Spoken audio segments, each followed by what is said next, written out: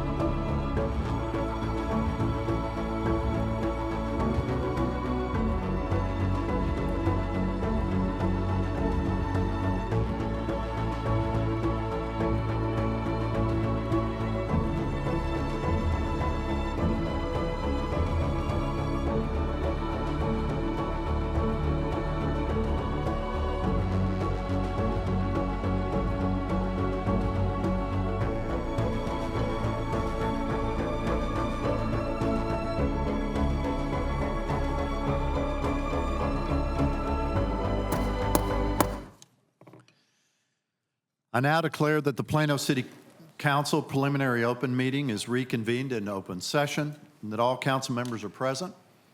Our first item on the preliminary agenda is consideration and action resulting from the executive session. Our next item is the Willow Bend Open House presentation.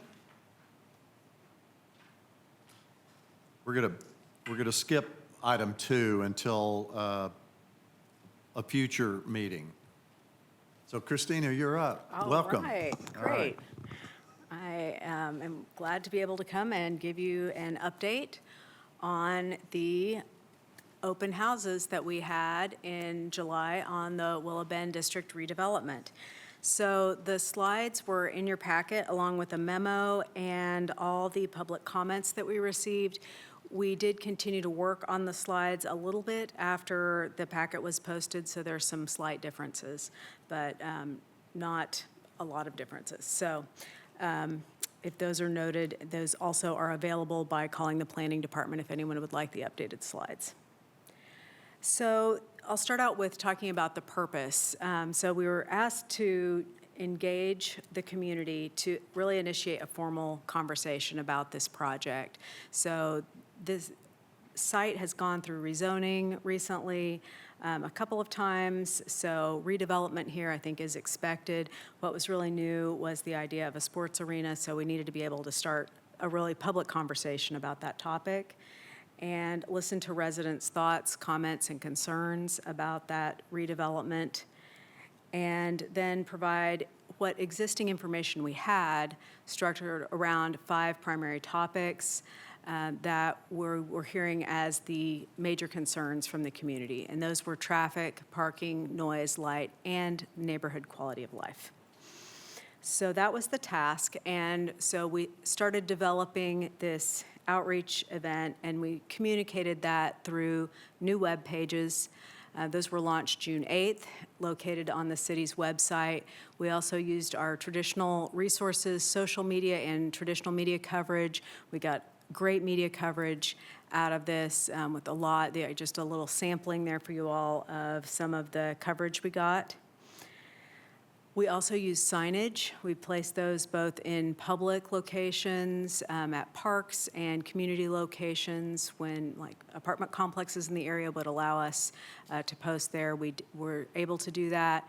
That started on June 22nd. And then we also mailed 1,267 postcards to area owners and homeowners association, and those went out on June 19th. So you can see what those look like as well. We also used this kind of standard graphic design theme so people understood, hey, this is all the same thing that you are seeing if you saw this in multiple locations. So we provided a number of opportunities. We were very excited that we had the opportunity to meet at the shops at Willow Bend because that would be the site of that we were discussing. We provided opportunities for in-person events 2 different weeks because of summer vacations. People are often traveling, so we thought 2 different weeks would be nice to try to catch as many people as possible. One was a lunchtime. We looked at the kind of demographics of the community and thought a lunchtime engagement would be good, as well as an evening engagement, and those were both very well attended.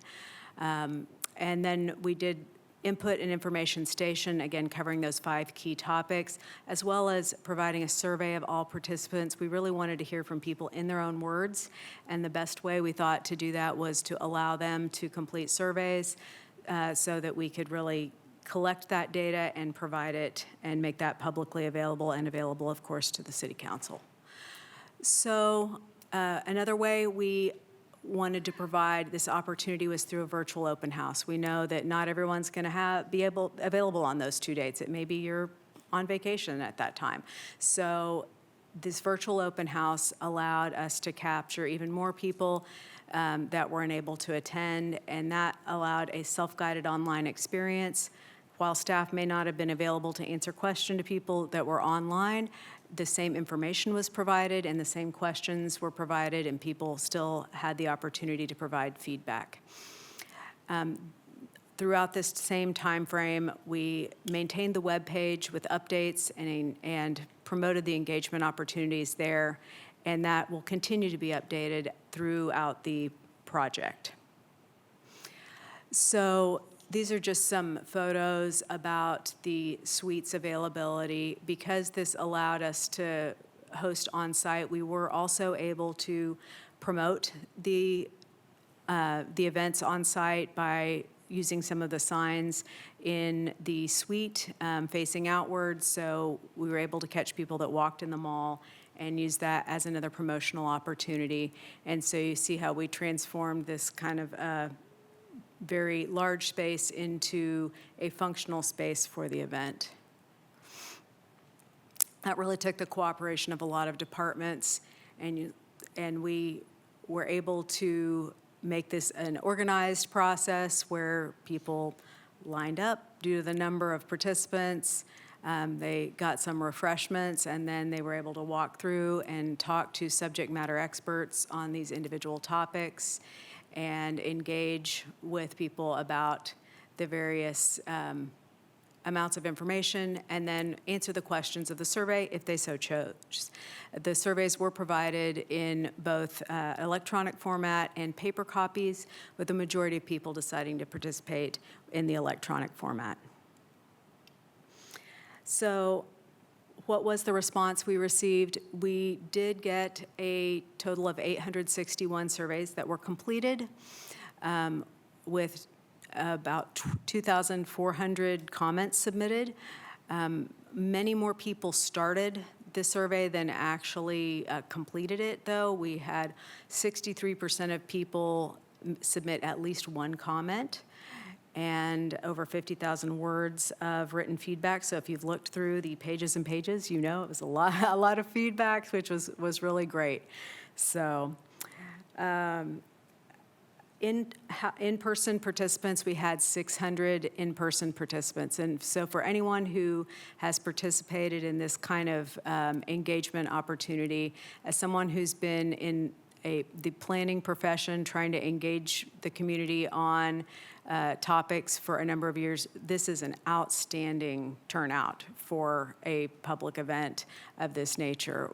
We would love to see this type of turnout for neighborhood meetings or other type of planning topics. So we were really impressed with that number.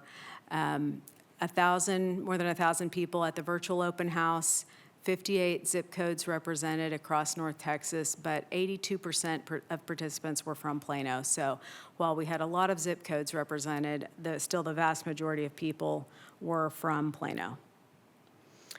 And what that looks like, we use this kind of a dot map to represent a weighted distribution of participation. So you can see 492 participants from the zip code around the mall. And then the other kind of a fairly even distribution throughout the rest of the city, with distributions outside Plano coming from the nearby zip codes in Carrollton and in Dallas, then a little scattering of people surrounding as you get further away from the site. So participant demographics, we didn't ask a lot of demographic questions, but we did ask for people's age, and the response we got was fairly representative of the predominant zip code or census tracts that were representing the zip codes. So we felt like it was a fairly reflective survey. And so the response, we asked people what was their primary interest in engaging in the topic, and overwhelmingly traffic. 84% said they wanted to talk about traffic. And you'll see that carry through the survey responses, followed up by neighborhood quality of life, and then kind of trailing far behind lighting and other. We also ask about people's perceived community impact. So this is our primary survey question from a numeric perspective. So we were looking at, before you kind of walked through and looked at information, how do you perceive these issues? And then after you look at kind of the regulations on the book, how do you perceive these issues? And so the response was, on each of the key topics, we were able to move the needle a little bit. and people got a slightly more comfortable on each of the topics, ranging, you see the range of each one dropped either 1/10 of a point or 3/10 of a point in regard to lighting on each of the topics. So I will very briefly summarize the feedback that we got on each of the topics. We've tried to put these in just to a few primary themes, but we did provide all the comments, so if people want to read through them and see those, we've been very transparent with each of those. But with regard to traffic, we think congestion and roadway capacity was a primary concern that we heard from people, that just the roadway network can't handle the event traffic, and that improvements are needed to better handle that traffic flow. Also, that transit and rideshare options are really needed to handle that impact that will come from the redevelopment. Neighborhood cut-through traffic was also a primary concern. There are a lot of overlap between the topics that you'll see throughout this process. So we need to prevent cut-through traffic, people entering the neighborhood, traffic mitigation measures were requested. People specified intersections that they wanted to see changes, and they really wanted to just see studies. And I think that progress has been made in that regard through the hiring of Farron Peers and the ongoing traffic study. Neighborhood quality of life. There were concerns about decline in the overall suburban character, peacefulness, convenience, and livability of the neighborhoods in the area, that there would be additional crime and safety concerns, security concerns. Again, more overlap with traffic congestion, cut-through, event parking, and just those transportation impacts leading to quality of life concerns. Property values were another topic we heard repeatedly. Majority interested in thinking it would cause decline, but some thinking that values might increase, and concerns either way, but questions about how that would impact the value of their home and their neighborhood. So also comments about how mitigation might occur through landscaping trees, and just avoiding becoming an entertainment district versus the neighborhood character that exists today. Parking-wise, there was, again, more overlap with event parking into neighborhoods, similar to what we've heard in some of the other section, keeping event parking off of residential streets, and using fees or congestion management to avoid neighborhood parking, proactively protecting the neighborhoods by using gates, parking control, policing, towing, and other mechanisms. Providing sufficient on-site parking, because if there's not enough parking on site, the concern is that, again, bleeds into the neighborhoods, and how that parking will be calculated. And then making sure that parking is both convenient and very affordable or free, so that people can access it easily, and there's as few barriers as possible to parking where they should and not in neighborhoods. With regard to noise, people were expecting to be protected from noise, concerns about crowds and amplified music on the plaza, traffic-related noise, again, the overlap, the need for noise control, but there was a good level of trust, especially as people heard about the city's regulations, that an enclosed arena combined with existing standards could be able to manage the noise. Similarly with lighting, that at the end there were comments about the lighting is addressed well through city's regulations, and that technology and ordinances should be able to manage impacts. But people are aware and concerned that light trespass and direct lighting, maintaining their nighttime character of the area, light pollution, and signage and how that will impact the area. So final thoughts and comments, we really heard a mix of opposition and support related to the project. Questions about appropriateness, need for more studies was another theme we heard. They want continued engagement before decisions are made. Again, you've heard this repeatedly, traffic, parking, neighborhood access, protecting residential areas were the most frequently cited concerns.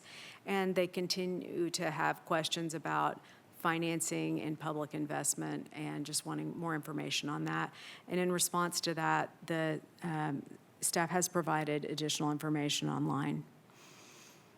So we collected some frequently asked questions. We are working a list of that and working on providing comments in response to these questions online. Things like, will there be transit, dart rail, game day shuttles to cut the vehicle trips? How many parking spaces are planned relative to arena capacity? So questions like this, when we can answer them, we will, but we're collecting these questions in a list of frequently asked questions. So when answers are available, they can be provided to the public. So final summary of key findings. Traffic is really the primary concern for people. Details about the development plan and its impact are needed and expected. People really want to know what's happening so that we can start analyzing and give them more feedback. People want to understand the why behind what's happening and the rationale, so more information that we can provide on that is better. Local residents have trepidation about disruption of their daily lives, and so again, just the more information we can provide, that will help kind of curb their concern. And then finally, as the plans and studies are commissioned, opportunities really exist to involve stakeholders and gain consensus. So I think there's a lot of positive moving forward inclusion, communication, and transparency. There are opportunities to help answer a lot of the questions that are out there in the community. And with that, I will turn it over to the Deputy City Manager for additional information.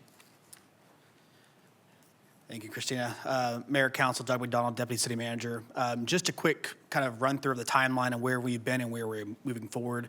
On June 6th, as you remember, approval of the TERS funding mechanism as well as the non-binding letter of intent. We also had the resolution approval for the potential venue tax election. Late in June, we did get the approval from the comptroller on that resolution for the venue tax election process. So that will be brought to you this evening for consideration. As Director Day mentioned, our open houses and virtual open house, this is really now laying the foundation of the studies and the work we'll be doing for the next few weeks and months to be able to provide some responses to some analysis for the public. We do have the approval of the traffic consultant, which was a very big step for us at the last meeting in July with Fair and Peers, and then tonight with the potential consideration for the ordinance to call the venue election.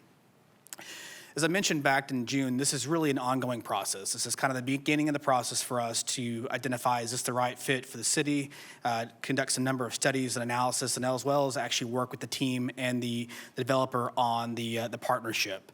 We have a number of agreements that we'll have to be working through and getting through these next few months in order for us to bring those for your consideration and consideration and approval for future council. Centennial and the team are now working closely to work on the design of the configuration of the mixed-use development around the arena, as well as the integration of the arena itself with the district phasing plan.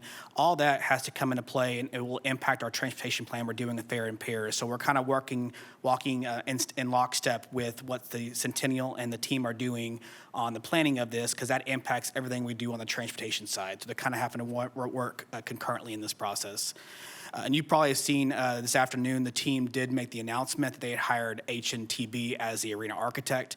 It's a very big step in the process because, again, that now helps us to be able to start outlining the impacts of where the arena is located, the doors of the arena, how people are getting to and from the arena. That has a trickle-down effect to the actual traffic itself. And so that's a kind of really important step that we need to be, that we are excited to have the announcement today. The traffic analysis, you heard through Christina Day's presentation, traffic. That's a big concern that we've heard over and over through the process of this outreach, and it's something that we really took the first step in conducting with Fair and Peers. This phase 1 studies, as Caleb mentioned this last council meeting, with our roadway network, we're looking at this from a large-scale aspect. So first looking at all the exits and on-ramps to the actual arena itself and the site itself. This has that trickle-down effect. So once we have an idea of how people are getting to the arena, how are people getting to the actual site itself, where they're parking, that will then expand on into future phases for the traffic impact analysis and look at other neighborhoods and areas that may be impacted. So this is the first step. We will have future steps as the plan expands into areas. But this first piece is really important. We will be starting traffic counts pretty soon. We had to wait until school is back in session. That's important for us to get good, accurate foundation traffic counts. So that is moving forward. This also will look at the neighborhood cut-through concerns. We'll look at the mitigation framework from the citizens, neighborhood protection options, and at a high level, looking at parking, access control, and enforcement concepts we can bring to the public for consideration, for comment. This will have a neighborhood engagement component. So we'll be working closely with the neighborhoods and bringing back to the citizens some options for consideration, get some feedback for us to bring back to Fair and Peers. As I mentioned, the next phase is really critical. This takes what we've done initially with the kind of the high impact zones around the arena and the Willow Bend site itself and expands it on the neighborhoods that we see are high impact local streets that we need to take in consideration. Again, that'll also have the traffic impact analysis, some site circulation. We'll be able to really identify some specific areas of concern for mitigation, for mitigation framework, for protections for the neighborhoods. And again, this will also have a large-scale neighborhood engagement component. So we know this is going to be important for the community. We know we have a great consultant in hand, and we'll be able to work with the citizens moving forward on transportation. We have also a number of projects and studies that are also kicking off. First, really the market feasibility. We have brought on a consultant called the Concord Group. This is a group that was recommended by our underwriters, JP Morgan, that does a lot of work for cities looking at arenas itself. This will look at what the development group is giving us in terms of the amount of multifamily units that will be built, square footage of retail, amount of office space that will be built. And it identifies what the feasibility of these uses around the mixed-use development are going to be. So this looks at absorption. It looks at what the competitor sites we'll see here in North Texas. We talked to Concord Group today and looking at even sites that may be considered for future other arena sites outside of Plano, also being considered as part of the market absorption study. We have had a number, initial summary report from the Concord Group that's looking at the initial numbers that Sentinel has provided us in terms of the development profile, and it is a very supportive of the mixed use that's being proposed right now for that phase 1. So we think this is actually a good plan moving forward. We'll continue to work with Concord as we progress to be able to refine the market study, but this will be critical to make sure the mixed use development around the arena is strong and supportive of the TERS. We're also looking at a residential impact. This is a project and kind of an initiative that we have since the outreach and hearing from the public and the outreach of concerns with property values and neighborhood turnover. We're going to work on a study to look at and analyze comparable venues with nearby residential areas, looking at property value impacts, looking at changing of neighborhoods and home ownership turnover and neighborhood trends. We'll be working closely with the neighborhoods itself and to be able to look at what the impact is going to be on the residential side adjacent to the arena side itself. We are right now in the process of getting submissions from a number of consultants, and we'll be able to move forward on that rather quickly. As I mentioned, the additional engagement, the traffic impact is going to be the critical piece. We'll have presentation and citizen feedback coming up in the next few weeks. At that point, we'll be able to look at neighborhood protection options and preliminary mitigation framework, all critical pieces to provide to the public to show what are options that we can consider for the neighborhoods and to cut through traffic and parking enforcement. We are looking at a Willow Bend District neighborhoods and how do we further engage with the neighborhoods. City Manager Israelson will mention to you all tonight a working group that will look at the traffic impact analysis and the residential impact study, almost kind of a focus group that we've heard from the citizens and need for to actually move forward to help us out with looking at giving us good feedback on the studies and helping input in the studies themselves. We'll continue to work to address topics from the July 2026 outreach that you've heard from Director Day. And then all of our updates are on our website, Plano.gov/Willow Bend District, along with bi-monthly updates to City Council. We are planning on bringing back a sizable update in October 12th, council meeting. But we may have some updates in between that we want to bring to you as well for consideration. But I want to make sure that the public understands we are updating the website. It's a great place to provide information. We updated it last week with some new information, and after tonight's meeting, there'll be updates as well. With that, I'm going to open it up to questions for council and bring back Director Day, if you have any questions on the outreach or next steps. Councilmember Thomas. Thank you all for putting this together. I appreciate both the quantitative and qualitative data that you shared with everyone. In review of the qualitative data, I saw a lot of valid concerns, and reading the spreadsheets and stuff like that, there are a lot of great ideas and emails that I get from the citizens. They have a lot of great ideas as to how to enhance this if we were to move forward with this initiative. One thing that I didn't see that could be a concern is this seems like it's moving really fast. Could you explain to us why we are moving at the pace that we are moving as it relates to this initiative? Sure. One of the considerations, as you all are well aware, is the team itself has a deadline of their current lease at 2031. That, if you kind of work backwards in terms of new construction, in terms of city issuing bonds, there's a process that has to go before that in order to get prepared for an opening of 2031. This is the year from today until a year from now that we're actually doing all the studies and analysis and input. So we, in terms of the process moving forward, we're trying to move as diligently as possible, making sure that the public is brought along with us as much as possible. But the intent to get the arena and the mixed development up by 2031, working backwards. We're in this next year is going to be kind of a critical year for us to get things in place for that to happen. Thank you for your time.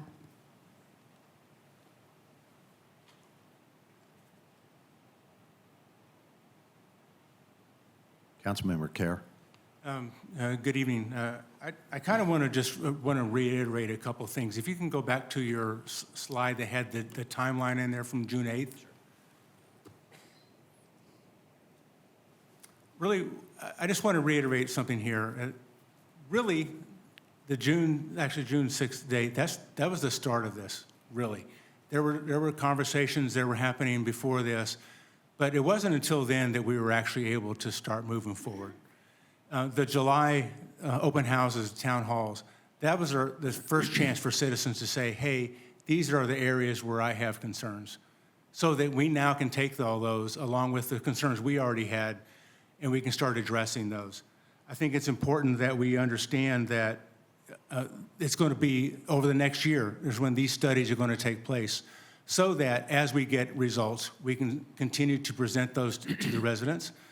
They will have a chance every step along the way to provide input so we can continue to adjust and address.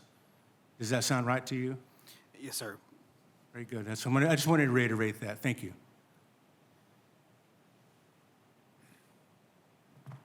Deputy Mayor. Thank you, Mayor. Do we know when we'll start seeing some of these studies results? Yes, sir. So most likely on this next month, probably in September, we're going to be engaging the citizens and neighborhood groups. We're going to be working kind of behind the scenes. Now, we'll be providing council some updates, but a lot of that work's going to be actually done with the neighborhoods and the citizens groups. Most likely, that October 12th meeting, we'll be able to provide you with the updates on the transportation side, the updates on the market feasibility side, and most likely some updates on the actual arena side itself. And so that October 12th date is going to be a pretty critical date for us that we're trying to kind of work towards. But probably this next month, the next month and a half, you're going to see us probably doing a lot of work behind the scenes with the consultants and actually with the neighborhoods themselves. Okay, thank you.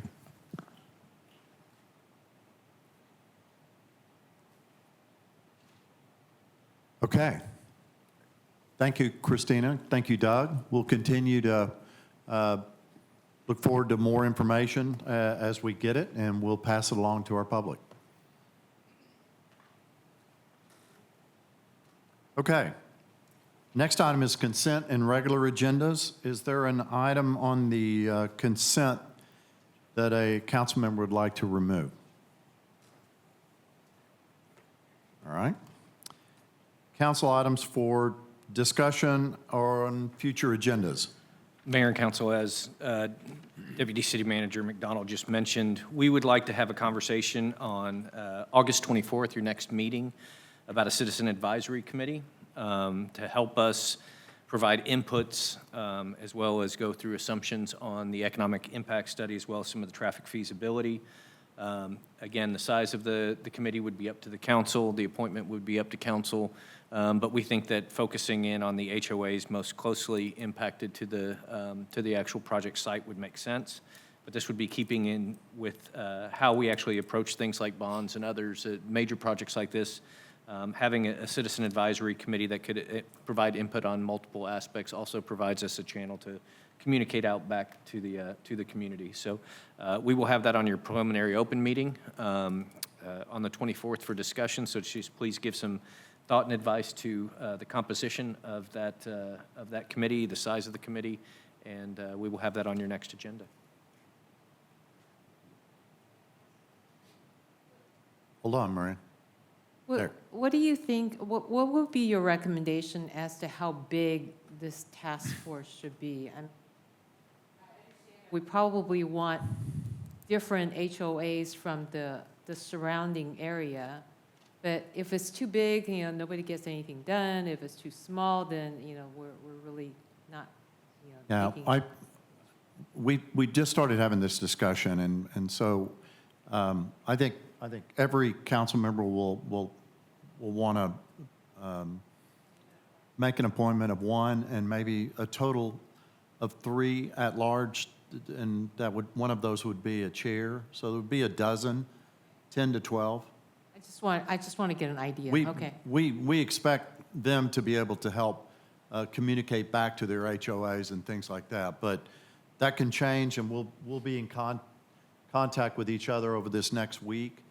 We're looking at like one to two appointments. Yeah, and then maybe 2 to 3 outstanding or overall for the overall council, so that it'd be 10 to 12. Okay, all right. Somewhere in that range.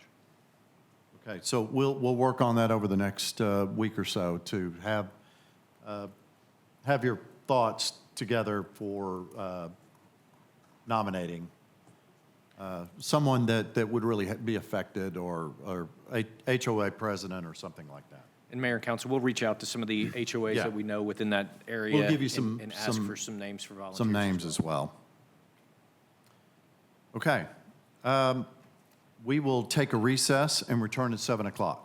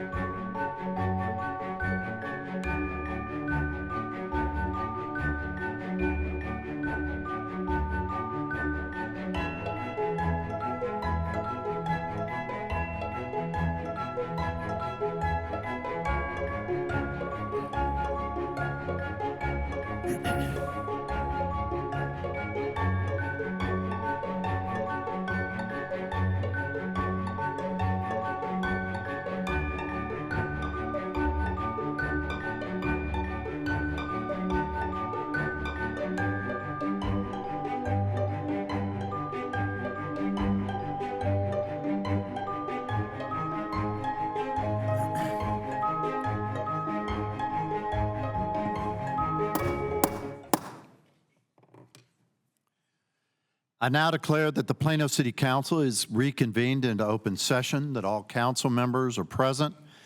We'll begin tonight's regular meeting with the invocation led by Bishop Paul Donison with Christ Church Plano, and the pledge led by Mayor Pro Tem Rick Horn.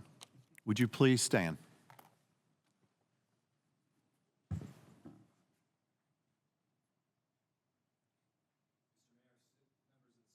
Well, thank you for the opportunity to offer tonight's invocation.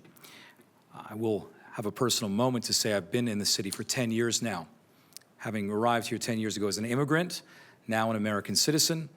And truly I can say with my wife and my 4 daughters, having gone through PISD schools into colleges and serving now in one of our fine churches, that this is truly one of the best cities in America to live. So thank you for the proclamation, the opportunity to pray.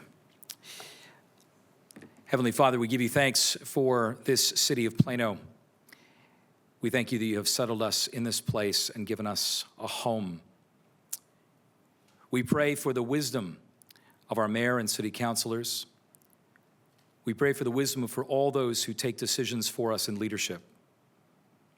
We ask, O Lord, that this city, O Lord, would be blessed in its welfare, blessed in its prosperity, blessed in its safety, blessed as a place where families and all citizens can thrive. And we pray, O Lord, that we would be thankful each and every day for the privilege and blessing to live here. So guide us now, O Lord, and guide this council. May this place be welcoming and neighborly for all. For we pray it in Jesus' name. Amen.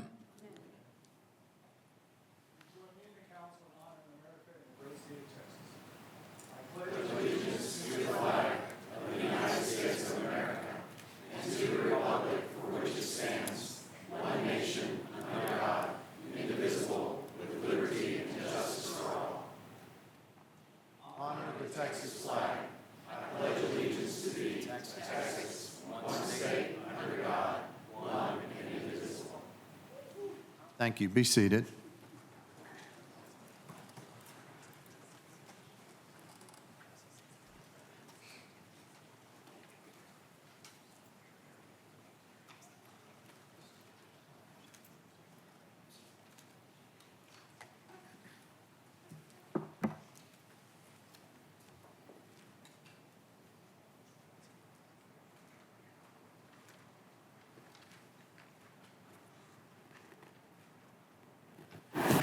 Thank you so much. We appreciate it.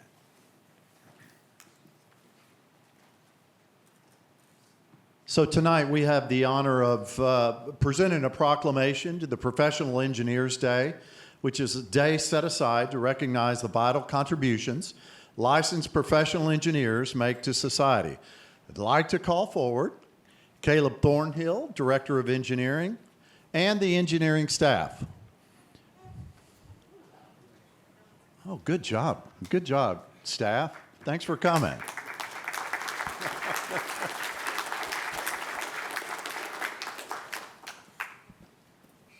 So today, actually, it was last week. Sorry, we weren't here. It's Professional Engineers Day, August 5th, 2026, but we celebrate it all year round.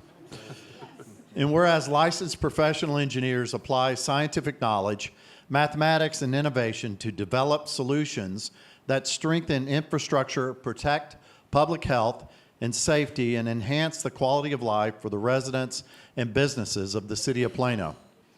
And whereas licensed professional engineers serving the city of Plano have made significant contributions to the planning, design, construction, operation, and maintenance of the city's infrastructure while advancing the engineering profession of both local and national levels.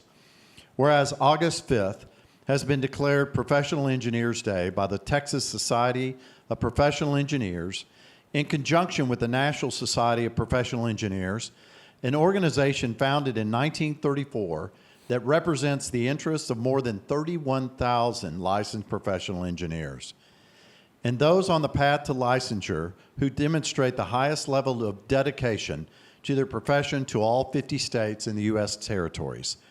Now, therefore, I, John Munns, Mayor of the City of Plano, Texas, do hereby proclaim August 5th, 2026 as Professional Engineers Day in Plano, and I do thereby encourage all citizens to join me and the Plano City Council in paying tribute to the talented engineers who strive to transform the future of our city and improve the quality of life in the city of excellence. Congratulations.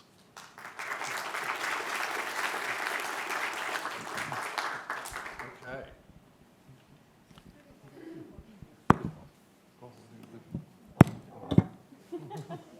Are we good? Okay.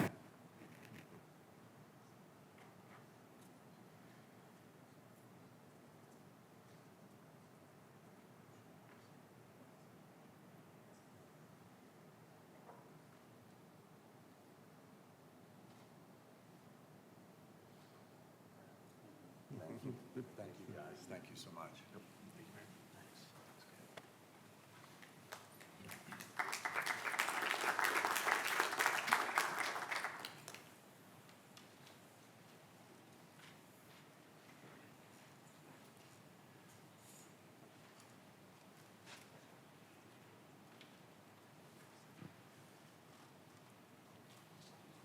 All right, let's move on to the consent agenda.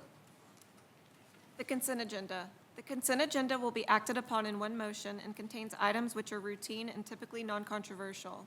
Items may be removed from this agenda for individual discussion by a council member, the city manager, or any citizen. The presiding officer will establish time limits based upon the number of speaker requests. Okay. Councilmember Kerr. Mr. Mayor, I move we approve the consent agenda as presented. Second. Thank you. I have a motion and second to approve the consent agenda. Please vote.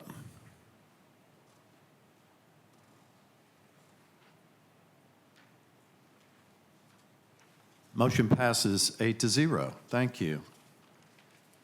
Next item.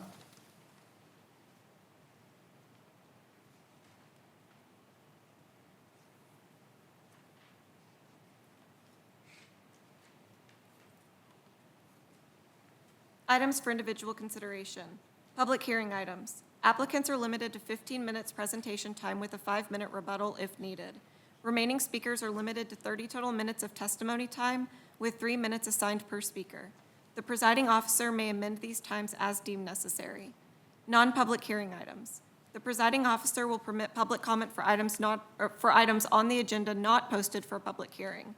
The presiding officer will establish time limits based upon the number of speaker requests, length of the agenda, and to ensure meeting efficiency, and may include a cumulative time limit. Speakers will be called in the order requests are received until the cumulative time is exhausted.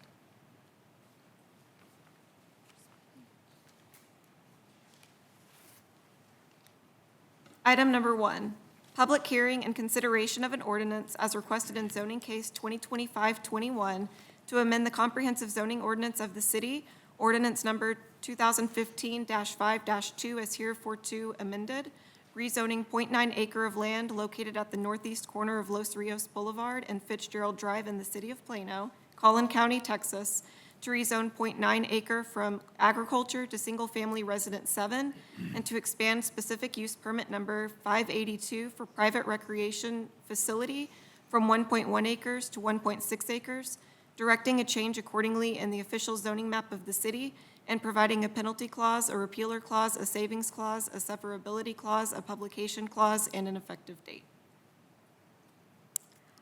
Hello again, Mayor, Council, and Executives. I'm Christina Day, Director of Planning, here to present item 1, which is zoning case 2025-21. This is a request that includes sort of 2 parts.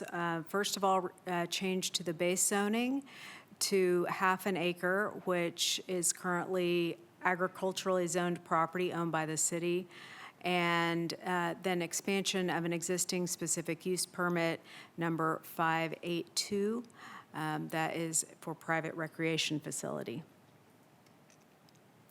So this site was annexed into the city in 1999 and at the time zoned agricultural, which is the kind of base zoning for newly annexed property. In 2003, it was acquired by the city as part of a larger tract, and then shortly thereafter, Los Rios Boulevard was constructed, leaving this small remainder half acre on the east side of Los Rios Boulevard. The rest of the parcel on the west side would eventually become part of Oak Point Park and Nature Preserve.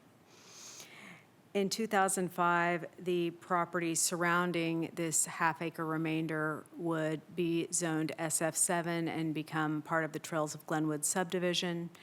That happened in 2007, and S582 for the Amenity Center for the Homeowners Association was approved, and that was constructed in 2008. So the purpose of the request before you this evening is to rezone that half-acre property, again, from agricultural to single-family 7, and to expand the SUP for the private recreation facility that will allow the homeowners association to incorporate that half-acre into their private recreation facility. The property that is the city-owned property is part of the open space network on the future land use map. The property within the neighborhood today is neighborhood on the future land use map. That leads to us designating a partially meets for the description and priorities of the future land use plan. It fully meets the facilities and infrastructure policy of the comprehensive plan. With regard to public responses for this case, we got 3 signed letters in support and 1 in opposition within 200 feet. There were no responses from property owners within the subject property. All told, we have 5 letters of support, 1 neutral, and 6 in opposition for a total of 12 responses. And those are shown on the map. So considerations. This property has been largely underutilized since 1999. It's really isolated by its shape, being a triangular property that's difficult to develop. The city does not have plans to utilize it. The neighborhood has adequate park access, and the Parks and Recreation Department does not have plans to utilize it. So the SUP expansion would allow for the HOA to use this property as their private amenity center, expanding their existing site if we rezone the property to align with the adjacent zoning. So in summary, the Planning and Zoning Commission recommends approval by a vote of 7-0 for both the agricultural to SF7 zoning and the SUP expansion. And I'm available for questions that you might have regarding this case. Thank you, Christina. Any questions for staff? Councilmember Levine. Thank you, Christina. Thank you, Mayor. Are we saying that we're going to allow them to use this property but not sell it to them? I believe a sale of the property is scheduled. That is going to be requested and will come before the council. So first, they want to make sure that it's rezoned. It's contingent upon the zoning. Okay, thank you. Councilmember Kerr. Hi, Christina. Question, the expanded SUP only applies as long as the HOA owns it. So if for whatever reason we transfer that property through a sale, if they were to turn around and resell it, the expanded SUP no longer applies?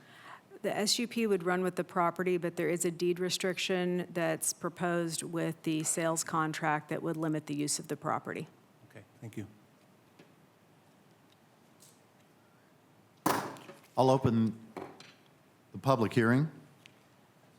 There are no speakers on this item. Okay. I'll close the public hearing, confine the comments to the council.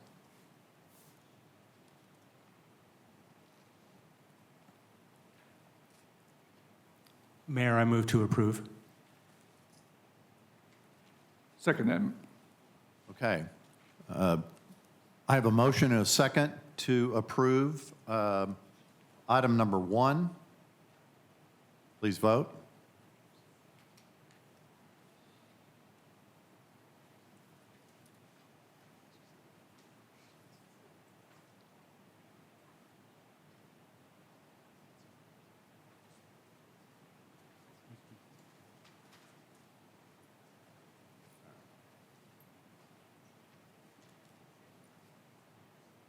Motion passes 8-0. Thank you.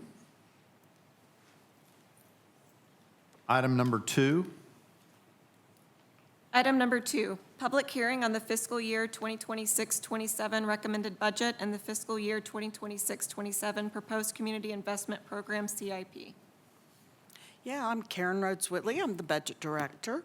Tonight, we are having our first public hearing on the budget and the proposed CIP, or Community Investment Program. We're going to have this tonight. We also have another one planned for August 24th, and then a public hearing on your tax rate will be September 14th. The recommended budget totals $841.9 million. Your community investment program totals $290 million. Included in the budget is our tax rate of 43.76 cents, which is exactly the same tax rate as this current year.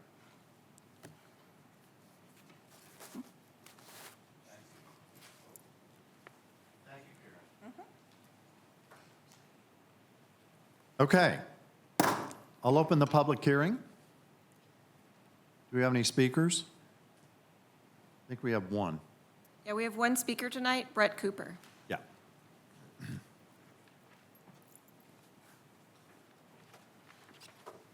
Can you remind me how many minutes? Do we have 3? Yeah. Okay. Mayor Munns and members of council, I want to start by saying that overall, I'm proud of our city staff for putting together a budget that seeks to ensure that our city continues to provide excellent services with a property tax rate that is among the lowest in DFW, and for this particular calendar year, may provide some meaningful relief for those households that saw their appraisals drop for the first time in many years. However, I do have a couple of concerns. First, I am concerned that our budget includes money for Plano rides coming out of our general fund instead of GMP money. In addition, this cost was hidden inside of miscellaneous non-departmental outlays instead of being a separate line item for residents to see transparently. I was also disappointed to see that we chose to submit street repair projects for our GMP rebate instead of investing that in projects that seek to improve non-vehicular transit mobility, or perhaps paying for Plano rides itself instead of coming out of our general fund. The timeline was tight this year, so I'm hopeful that for next fiscal year, we can seek the input of residents for transit-related projects that are innovative and reduce reliance on car transportation through a transit committee or other public forum. Second, I have concerns about money being spent on the Willow Bend redevelopment. There is a proposal to transfer $5 million for this, while our general fund ending balance is projected to be only slightly above our 60-day reserve target at 61 days. The budget document itself projects lower sales tax revenue, and should we be more concerned about the lingering effects of inflation on our expenses and/or lower than projected sales tax revenue if consumers start to pull back given current events. We also have large bond capital projects looming over the next few years, and should we be saving to pay for some of those? Eventually, the property tax rate will have to go up to pay for those bonds, or services will have to be cut, as the interest and sinking portion will have to increase to cover that. I know that you all will put great thought into finalizing this budget and engaging with residents to ensure that their concerns are heard. Thank you. Thank you.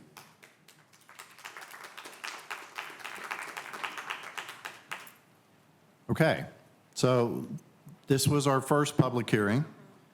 No vote, but we had our first one. So Karen, let's move on to item 3. Real quick, Mayor, if I might add on sales tax, one of the things that the city has done for really going on the last 10 or 15 years is we have a sales tax policy that actually looks at the average of the last 3 years. And that's what we actually use for budgeting. It actually lowers our sales tax intentionally to account for some anomalies that are there. So it is actually a conservative budget practice that we use to ensure that we have some comfort in being able to hit that number. So that's very important to us. That's a policy that has been implemented by the city that we do use every year, but wanted just to make sure that we acknowledge that that was an intentional calculation to actually have that be lower than what we actually are likely to receive this year. Okay. Item number 3, discussion and direction regarding proposed ad valorem tax rate. Okay. We're here to talk about the tax rate, and there is a form that we need to send off to the Dallas Morning News. So we're going to have a vote at the end of this. You will need to do a projection on what you think you want the tax rate to be. In the paper, we have to post it. It can go down, but it cannot go up, and we will get to that here in a minute. First, I want to go over the certified tax rolls that we did receive in from Collin County and Denton. Your certified value this year is $66.3 billion. That's an increase of 2.73%. We have still in the pipeline what a chapter values in dispute totals $6.5 billion. A chapter 42 are, usually it's tied to commercial property.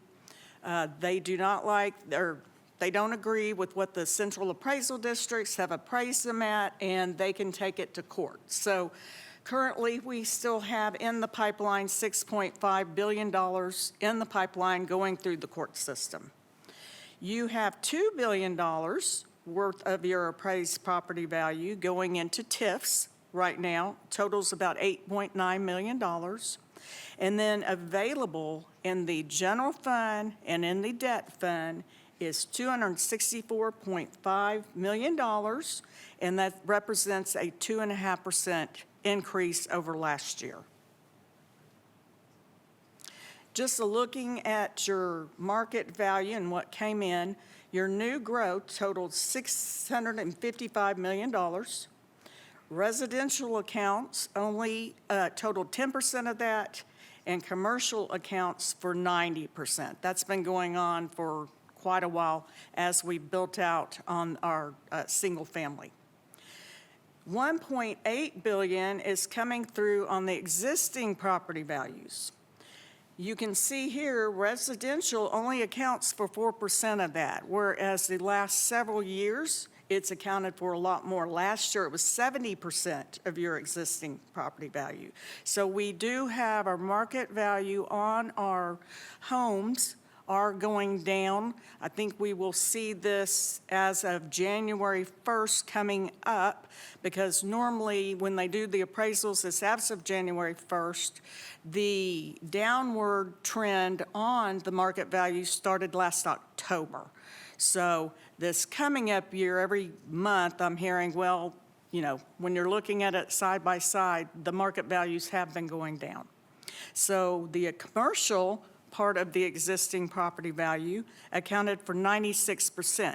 Now, that 1.8 industrial accounted for half of that. So the industrial properties are definitely going up, whereas commercial office space has been going down. Okay, we have, of course, the assessed property values, 66.3. Out of that, 51% is tied to residential, 49% is tied to commercial properties. The Central Appraisal District, they consider multifamily a commercial entity. It is not considered residential. So on this chart, this is showing you the blue is your residential or single family. It accounts for 51.1%. The green is tied to multifamily, and it accounts for about 11%, and then all the other commercial values go in the yellow, and that's 38.1%. And I have also listed there what it accounted for last year. This is a look. We got on the phone the other day, called up these different cities. Allen, Fort Worth, and Dallas did not have where they could tell us their tax rate yet, what they're proposing. But all these other cities tied in here, that is what they're proposing. It's going through their recommended budget, just like what we're doing today. In addition, you will see we have discounted, if you have, like Plano, we have a 20% homestead exemption. So that is taken off that 43.76 cents. When you take that 20% off, really, they're really paying 35.01%. Cents.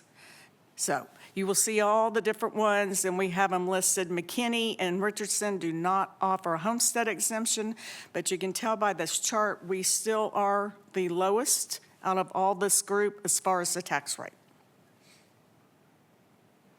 We're going to talk a little bit about truth in taxation. These are the Texas property tax laws we have to follow. So property owners, there's 4 different principles. Property owners have the right to know about any increases in their appraised property value and be notified of estimated taxes that could result in a new value. So that's basically what we're doing here tonight. It's going to go in the paper. A taxing unit must publish its no new tax rate and voter approval tax rate before adopting the actual tax rate. A taxing unit must publish special notices and hold 1 public hearing before adopting the tax rate that exceeds the lower the no new revenue rate or voter approval rate. And once again, the law says we only need 1. We usually have 3. A taxing unit is required to hold an election to approve the tax rate on the next uniform election date, which is in November, if it adopts a tax rate that exceeds the voter approval tax rate. This is a look at all your different tax rates. We have the no new revenue rate. Currently it's 43.32 cents. Your current property tax rate is 43.76 cents. The proposed that's included in the budget is the same rate, 43.76 cents. And then your voter approval rate right now is 45.85 cents. And I'm going to go through all the descriptions on all these here in a minute. State law has where we can use this unused increment, which is the difference between the voter approval rate and the actual rate that you adopt. We have no cents this year left because we used them last year when y'all adopted the 43.76 cents. So we're going to go through that here in a minute. This is just a look at the breakout between your M&O and debt. I know we've mentioned before you always have to pay your debt first. The debt rate now is 12.40 cents. It went up from 11.5. So what we have in the budget in the general fund is a tax rate or an M&O rate of 31.36 cents. If any of these other ones were adopted, like if you went down to the no new revenue rate, you would have to lower your M&O. You can't touch debt anymore. It's already been certified that we will be passing the 12.40 cents. Okay, what is your no new revenue rate? At the end of the day, basically, the revenues that you received in from property taxes last year, so if it's $200 million, It's the same rate on the new appraised property values that you would collect the $200 million. So this year, your no new revenue rate is 43.32 cents, okay? So it's just bringing in the same amount of revenue on existing properties. No new growth is included in this whatsoever. This is a look at, over the years, the difference between the ad valorem tax rate that was passed by City Council and what the no new revenue rate was. Back in 2019-20, all the way through, 22-23, the City Council passed either at or near the no new revenue rate, okay? Last year, 2 cents was added on to the tax rate. That was the first tax rate increase since 2009-2010, just to let y'all know. This year, right now we have included in the budget the 43.76 cents. It's very close to our no new revenue rate. The reason why is because our average tax values have started going down and the market share has started going down. They still have in place, state law says that every year an average home can go up by 10%. It could go up by 30%, but they're limited to increasing it by that 10%. So it's called a homestead cap, and it's clearly written out on your tax bill.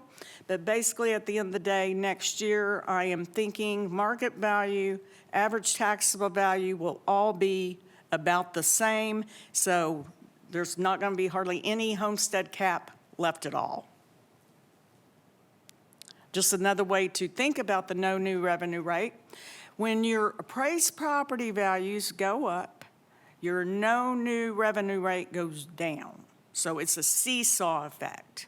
We've seen this go on for the last several years. The next portion of this, if your appraised property values go down, your no new revenue rate goes up. So it's a seesaw effect. Back in 2008, 2009, when the Great Recession started, at that time, our no new revenue rate, or what they used to call the effective tax rate, came in at like 52 cents. Our tax rate was 48 cents at the time. So in order to get those same revenues, the City Council at that time would have gone up to the 52, but we didn't do that. We went through a whole bunch of different policies, a budget contingency plan, and got it back down to that 48 cents. So that's actually when we brought forth the sales tax cap policy. So that's been in place since 2008. And then if your appraised property values come in pretty flat, your no new revenue rate is going to be flat. So that's really what's going on here today. That 43.32 is really close to our 43.76. Okay, just some clarification on your voter approval rate. State law says your voter approval rate is equal to your no new revenue rate. They let you go up 3.5%, and then you put in your debt rate, and then any unused increment that we're going to get to here in a minute. We don't have any unused increment, whereas last year, I want to say we had like 1.20 cents that we were able to use. So, but we're out of pennies now. I'll go more into that here in a minute. Once again, the voter approval tax rate provides cities with the same amount of tax revenue spent on the previous year for operations plus an extra 3.5%. And then you get to have your debt rate that's required to pay your debt. You always got to pay your debt first before you do anything else. And that's our 12.40 cents. So at the end of the day, our voter approval rate this year is 45.85 cents. Once again, state law says on the voter approval rate, you have to include the tax rate increment. The tax rate increment is a formula that is tied in your truth in taxation paperwork. They let you between the, whatever the city council approves and the voter approval rate, for 3 years, you can add up those pennies, okay? But now we're out of those pennies. So at the end of that 4-year period, when we were pretty much at the no new revenue rate, we had like 3 cents that we could use. Well, all that's come off now. It goes away after the 3 years. So we have no tax increment, so the amount that we will be putting in the newspaper is the 45.85 cents. Okay, certified truth and taxation rates. If for some reason we were to go down to the 43.32 cents, which is your no new revenue rate, we would need to reduce tax revenue by $2.9 million. If for some reason you go up to the voter approval rate, it would raise an additional $3.8 million. And then, of course, once again, we have no tax increment, so your VAR is still the 45.85 cents. Included within the recommended budget is the 43.76 cents. 1 penny on the tax rate equals $6.6 million. So if you were to go up a penny, you'd collect $6.6 million. If you go up half a cent, it's $3.3 million. This is just a look at all the different rates. The proposed rate for the average homeowner last year was $452,109. This year, the average taxable value is, oh, something happened on that. It's 574 something. I don't know, something happened on that slide. Anyway, so we got a different average taxable, and then you got the change. If you go over here, the adopted tax rate's that first column, 43.76 cents. So the average homeowner's bill for the city of Plano was $19.78.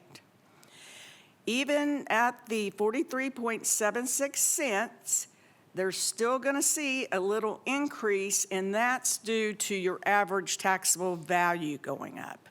So that'd be $55.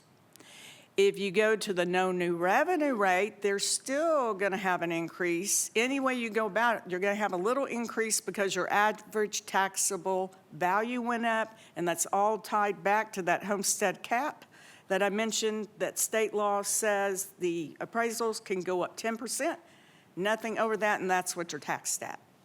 If for whatever reason you decided to go to the voter approval rate, it would go up from $19.78 to $21.30 or $152. Once again, we have no pennies left, so it's the same as your voter approval rate. Okay, tonight, why are we here? We are deciding what your tax rate ceiling is going to be. So whatever rate is published, you can't go up from there. You can go down, but you can't go up. It will be published in the paper August 13th. I'll show you the form here in a minute. Also, tomorrow, we will have it be scrolling on PTV, and it will be live on the City of Plano website. We need to determine what the property tax rate will be, and then also this notice spells out that we will have a tax rate public hearing on September 14th. And then September 14th, you're scheduled to vote on the budget, the CIP, and set the tax rate. Okay, this is a look at the form that will be going into the paper. This is the front side, and this is the back side. So the rate we're going to discuss tonight is highlighted in the yellow. Your no new revenue rate is already up there, the 43.32, your voter approval rate. And then, of course, we announced that we're going to have the public hearing at 7 p.m. on September 14th. Your names will be listed at the bottom. If you're for the proposal, against the proposal, present, not voting, or absent. So that's the front page of the form. The second page just provides the tax rate change. So there's your average homestead taxable value. For this year, it's $464,574, which is an increase of $12,465 or 2.76 cents. We're not going up on the total tax rate. An increase would occur if on the taxes on the average home value. And once again, the revenue you're going to receive in from everybody will be $264.5 million, which is an increase of $6.4 million or 2.5%. So now is the time that we discuss what you want your tax ceiling to be. I will let y'all know, a lot of the cities around here, when they do this, they put in y'all can do what you want, but a lot of them do put in the voter approval tax rate, and that way it gives you leeway if you were to discuss another different tax rate. Or you can put in the 43.76, it's all up to y'all. So I'll turn it over to you. Thank you, Karen. Thank you, Karen. So this is our opportunity. We're gonna put this in the paper and make this public. Obviously, you can't go up, but you can come down.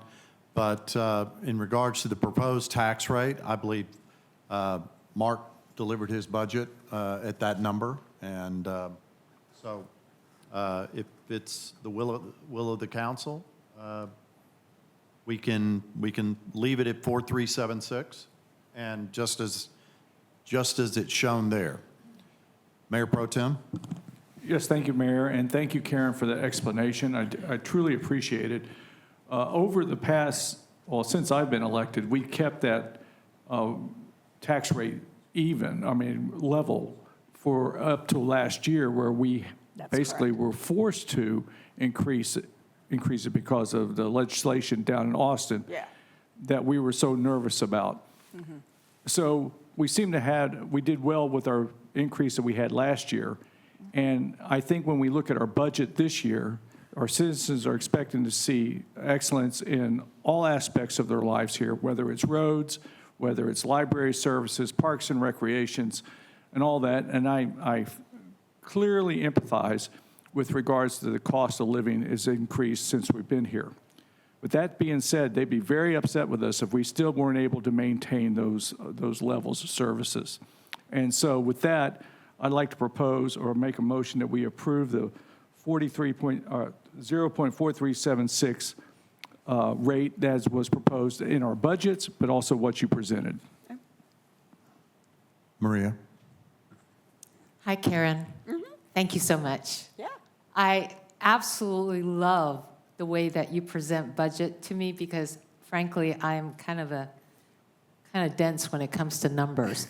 But I do remember that throughout my years on council that we have gone through some very difficult times because we really we're trying to keep the tax rate low enough to recognize the concerns of the resident, but we were doing it in the expense of city.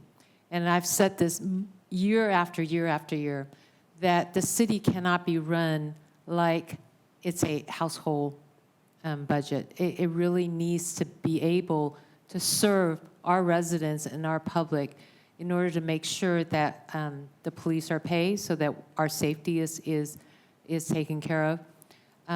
The roads are paved so we don't have any accidents on the road. Our first responders, firemen, they all need to be taken care of so that we have the safest place. Our park and recreation also needs to be maintained so that we take care of the residents' health. So throughout the years, we've always been trying to balance what is in the border of, the minimum that we can skate by. So my question to you at this time, and depending on your answer, I'll second Mayor Pro Tem's motion. How are we, if we were to stay with the proposed tax rate for the oncoming year? For 26-27 or 27-28 when you're talking about upcoming? Because you're doing great for right now. So the 43.76 is covering everything. The 2-cent tax rate increase helped us tremendously. I do know with the passage of the last year's bond election, and we had spoke to y'all about this the other night, we are having some pressure on our debt. Your debt rate is already set for this year. There's no changing it whatsoever. We do know for next year, we will need another debt rate increase. We have a portion of it's already covered within the budget that you have before you. I think we have it scheduled to go up half a cent next year, and we've got a majority of that is covered within the budget. Now, that's for next year. Going forward, I want to say on Thursday, we will be presenting a 5-year financial forecast update. Included within there, we're going to have a discussion. Your next 2 years are fine. This year and next year are fine. It's going out to 28, 29. We will be bringing on those huge projects, and we're going to need more than a penny extra on the debt rate. Mark, do you want to mention anything? No, Mayor and Council, this goes back to the discussion when we laid out the budget, that we can get by this year with holding the tax rate firm. But the future years that we have, there will likely be more than one need to adjust the tax rate to make sure that we can cover the debt and keep up with the operations needed for that. So we know it's coming, but we feel like this year, in accordance with how we've operated with the community, we're being upfront that we can cover this year, but we cannot cover future years at this rate. So we know something will have to be done next year and in years following. Good. So I just want to make sure that we don't go through what we went through a couple years back where I we're agree. freezing budgets and Yeah, that was awful. hiring freeze and cutting back hours of park and recreation. I do not want to see that for Plano because we deserve the best. And we are the city of excellence. With that said, I will second. Deputy Mayor. Thank you, Mayor. I was basically just going to second the motion, but Karen, thank you so much for all your work with preparing this, and I'm very, very pleased so far with our budget, so thank you. All right.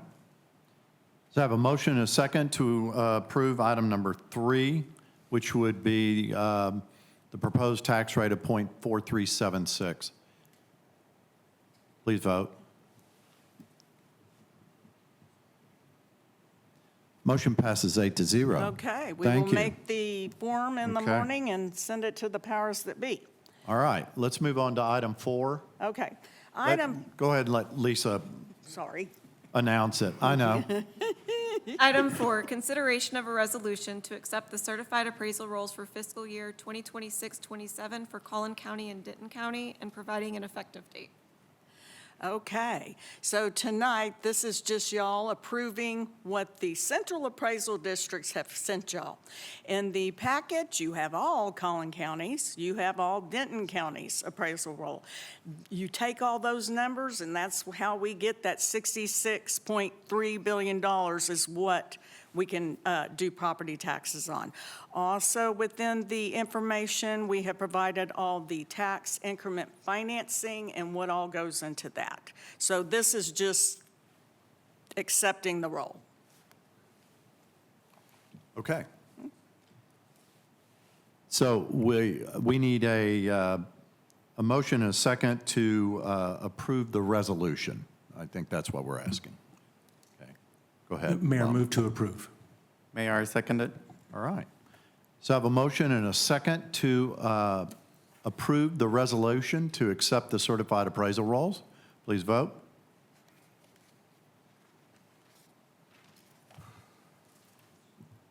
Thank you. Motion passes 8-0. Item 5. Item 5, discussion of the proposed fiscal year 2026-27 Community Investment Program.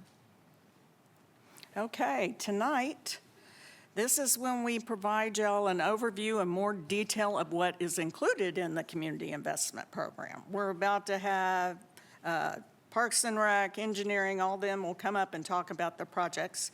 They did speak to planning and zoning the other night that did approve the Community Investment Program, all the different ones. So Your total CIP is $290 million. Street improvements is the number one at $88.3 million. Municipal facilities is $56 million. In our capital maintenance fund, we are providing projects at $49.3, water and sewers, $43.5, Parks and Rec, municipal drainage park fee program, and then we have technology. So we will start off with Ron and the Parks and Rec projects.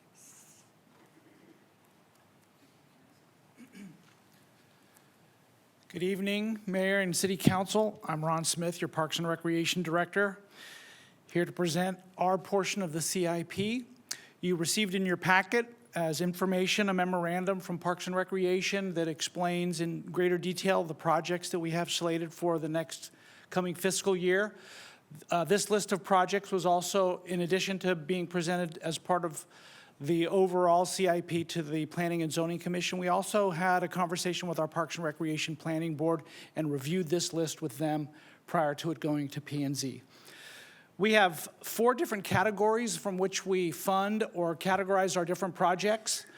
Our total CIP for the proposed year is 70 projects with $43.5 million total for Parks and Recreation, which is approximately 15% of the overall CIP proposed for next year. This map just shows the distribution of the projects that we have identified for next year, showing that it touches all areas of Plano. Our first category is park improvements. The majority of the projects that we have identified are to renovate existing infrastructure, renovate existing parks that are past their life cycle, renewing those. We do have a few new development that's going to come online as well. So this park improvements is about $25 million. Some of the locations that are perhaps familiar to most of our residents, Bob Woodruff Park is being renovated. That north core, which is the pavilion, the playground, we're moving that playground up out of the floodplain. We have a new park, Bruce Glasscock Park, that is proposed for development this coming fiscal year to kick that off, and some of these other projects that are listed here. Our next category is our Capital Maintenance Fund, our CMF. This is general projects that help with the existing infrastructure, smaller amount, just under $7 million this year. These are ways that we can address concerns throughout the park system without a specific project title or master plan, but just to address the maintenance of our system. Our next category is our park fee. This is a special fee that is collected every time a housing development, whether it's single family or multifamily, comes into the city.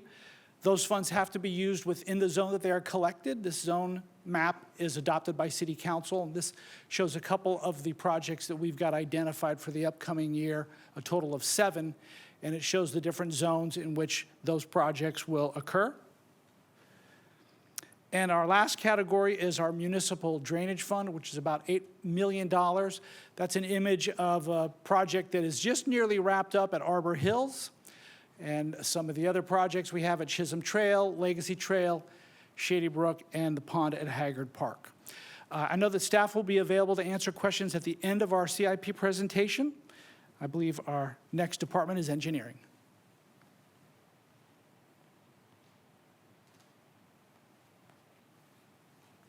All right, good evening. My name is Caleb Thornhill, Director of Engineering, and that is not a misspelling. I wanted to just take a brief moment to introduce Angela Flands. She is the new Assistant Director of Engineering, and she will be presenting tonight's streets, water, sewer, and drainage budgets. And then after that will be John Salopek. He is our new Facilities Manager, will be presenting our facilities budget.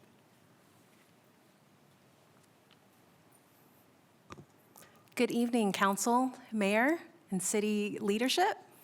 My name is Angela Flands. I am your new Assistant Director of Engineering. I'd like to present the horizontal infrastructure, that's civil engineering in our CIP program. The engineering department oversees about 100 projects. The funding types that we have is street improvements, transportation, municipal drainage, water and sewer. We have about $83.3 million this program this year, and it's about 29% of the CIP.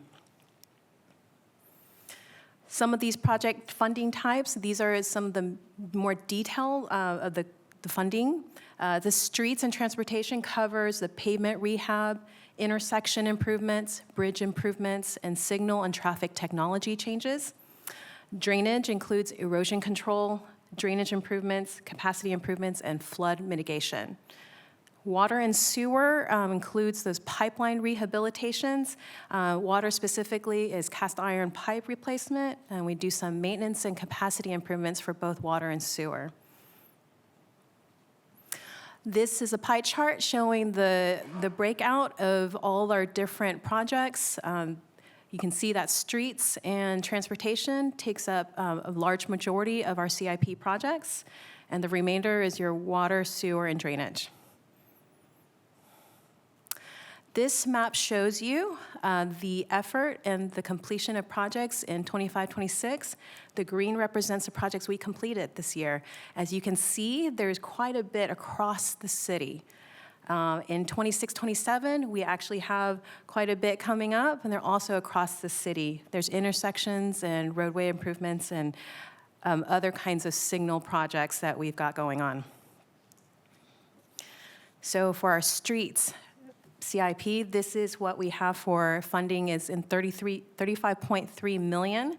The purpose for a street CIP is to improve roadway infrastructure for the traveling public going around and through our city. So we're replacing aging pavement and doing other improvements along the way. So we have 10 projects that we completed at multiple locations. And in 26-27, we anticipate 42 active projects in design and construction. Streets also includes transportation, or we also are traffic-related projects. So we have about $11 million slated for 26-27. Purpose is to reduce congestion, increase safety, and improve traffic flow on our city roads. Our traffic technology upgrades include vehicle detection, traffic cabinet replacement, citywide fiber expansion, and street lighting. So we have 3 projects that were completed this past year, one of which includes the controllers project that we had that touched every signalized intersection in the city. In 26-27, we have quite a bit of work coming up that's citywide. That's 10 active projects in design or construction.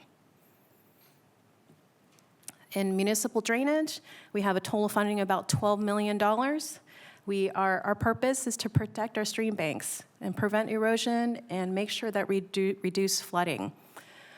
We do have a stream bank stabilization program that we will be presenting to you very shortly, and we also have other initiatives with flood studies. So in 25-26, we completed 2 projects. These were also with multiple locations.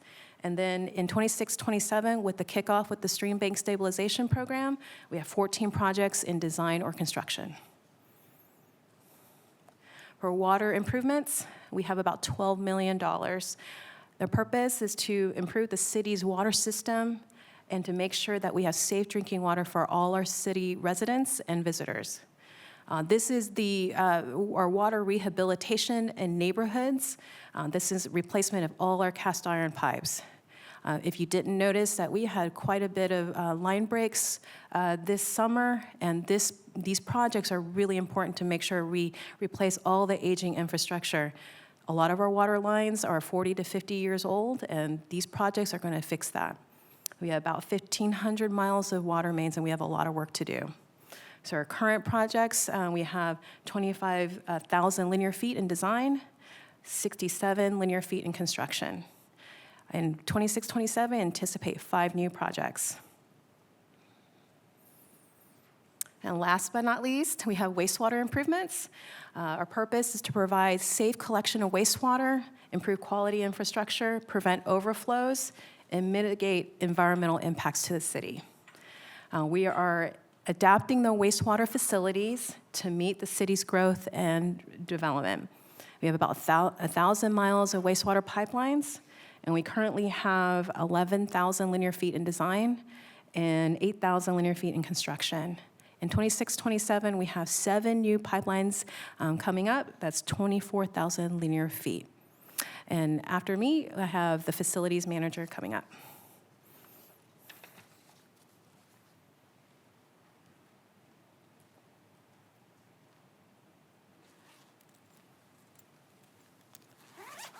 Good evening, Mayor and Council.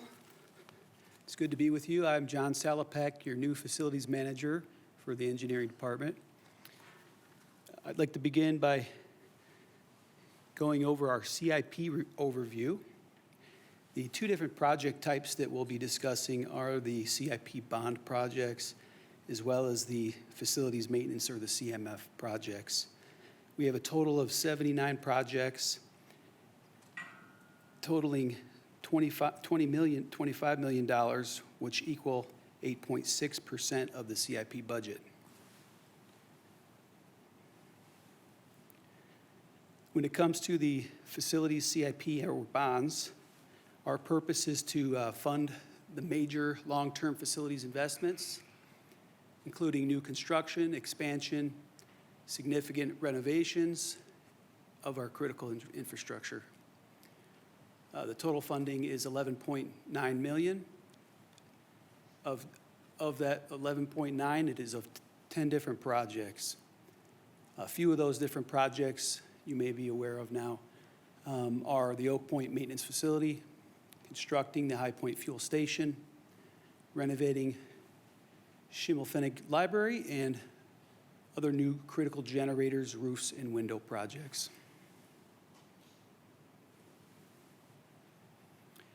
When it comes to our CMF facilities maintenance, we are working on preserving existing facilities through our planned life cycle replacement and renewal. This will help reduce downtime disruptions to have safe and reliable operations. We have a total funding of $13 million, 69 total projects. A lot of generator projects upcoming, as well as HVAC, roofs and exterior, and critical equipment.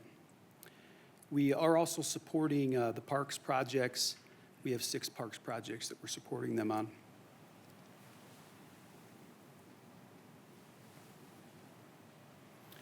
Next up, we have Peter Brasser with special projects. Thank you. Thank you, John. Peter Brasser, Director of Special Projects. I'll be talking about all of our new ground-up design and construction projects funded by the CIP. We have 5 projects with a total budget of almost $300 million.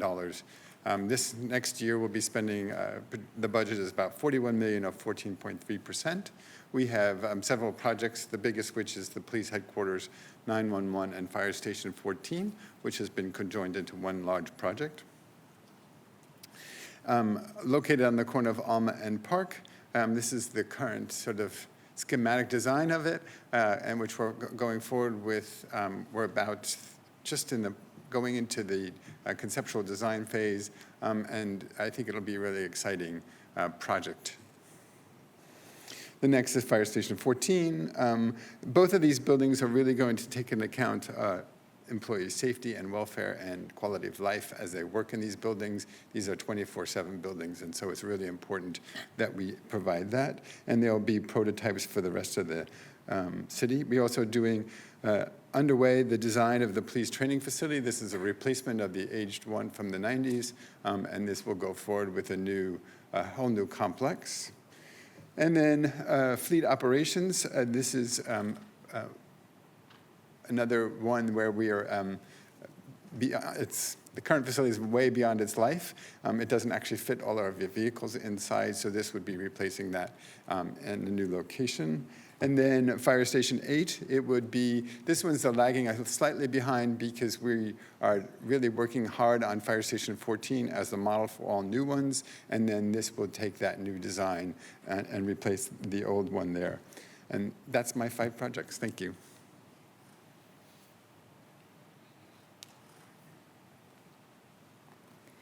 Good evening. Abby Owens, Director of Public Works. For Public Works, we have about 76 projects. This year, we have also drainage fund projects. Historically, we have not, but as we've talked about with stream bank stabilization, we're going to help support engineering and some of those more minor repairs that are needed. Public Works has about 31% of the CIP budget.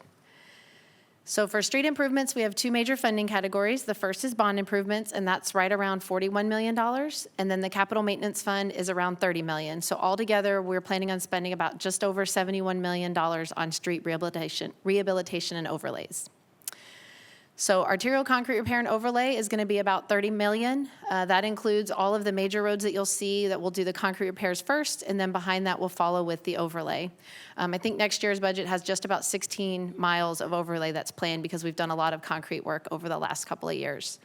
Residential street and alley repair, these are going to be alleys that don't need full reconstruction, so we're going to do less than 50% of any sort of pavement repair in these areas. That's going to be just over $11 million, and then that's going to be throughout the city. These types of projects are going to be in what we call residential neighborhood zones, and I'll show you that map here in a second. So these are the locations that we have planned for concrete rehab and then the overlay after that. And so the process is it's about 18 to 24 months of concrete repair, and then the following summer is when we'll do an overlay. Residential projects, at any given moment, we typically have 4 to 6 projects that are ongoing. We'll start one neighborhood, and then we'll move into different areas year over year. So this year, we will still be continuing to work and finishing out K8 and L8, G4, P3, and Q4, and then we'll be adding in J4 and J2. And these are areas we plan to go no more, about every 25 to 30 years. And while we're in the neighborhood area, we do all of the street repairs, sidewalk repairs, and alleys that are needed so that we don't have to come back again. For capital maintenance fund, we spend right up to that $30 million cap that we have every year.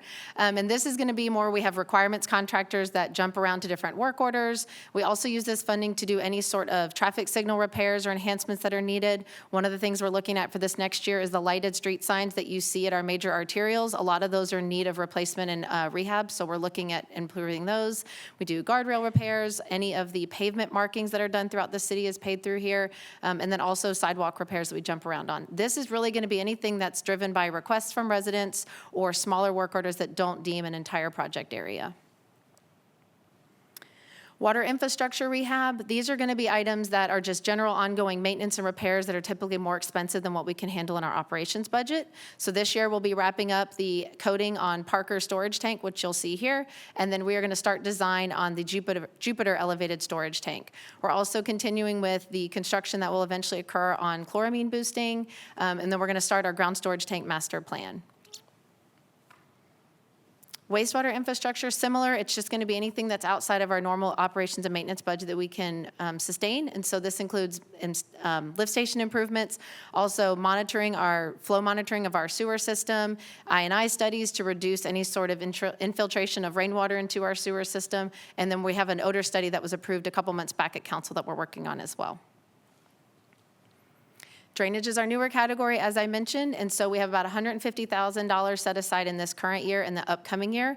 This current year, we're working on silt removal along Chisholm Trail, but we see that there'll be future adjustments that are needed, and so we've programmed a steady $150,000 at this point, and we'll evaluate each year based upon what we're seeing. And that is it.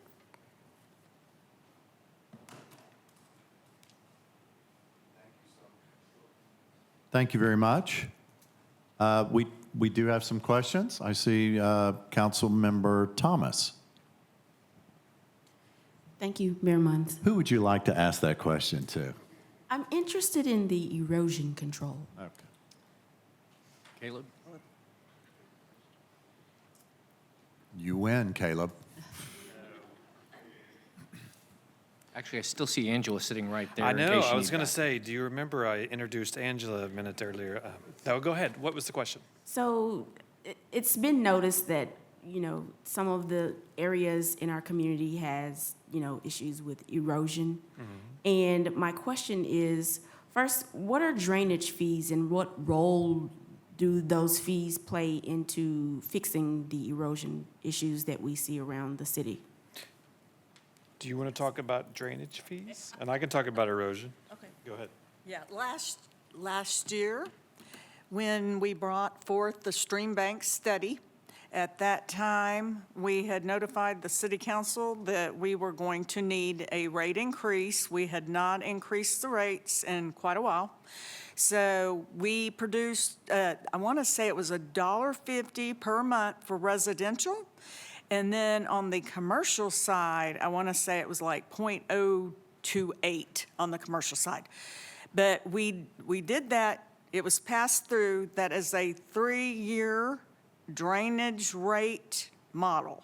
So in, 28, 29, we'll be bringing back, it's supposed to last 3 years. So we are going to hire in New Gen, who also handles our solid waste and water and sewer, and do a complete redo of the drainage rates. So you did pass that through last year. So it's a 3-year rate increase. So what, Well, let me add one other thing, Councilwoman, if you don't mind. The Drainage Fund, Water and Sewer Fund, Solid Waste Fund are all enterprise funds. And so we charge enough in those fees to actually pay for all services that are associated with that particular utility. So solid waste pays for solid waste, drainage pays for drainage, water pays for water and sewer pays for water and sewer. That's correct. So we actually use those rates to ensure that we can provide those services. And whether it's a capital expense or an operational expense, that's what we actually use those fees to do, is to provide that specific service so that it does not impact the general fund and the property tax rate that we currently have. Thank you. Oh, okay. Thank you. Councilman Kerr. Mr. Thornhill, stay up there, please. Sure. I noticed that in the water and sewer, that one of the items that you're addressing is capacity. You're adding capacity in some places. Is that something we're doing on behalf of North Texas Municipal Water District? Is capacity for the city of Plano? If so, what's happening that there needs to be a capacity increase? So I'll talk about water first. Typically, like Angela mentioned, the majority of our water projects are the aging infrastructure.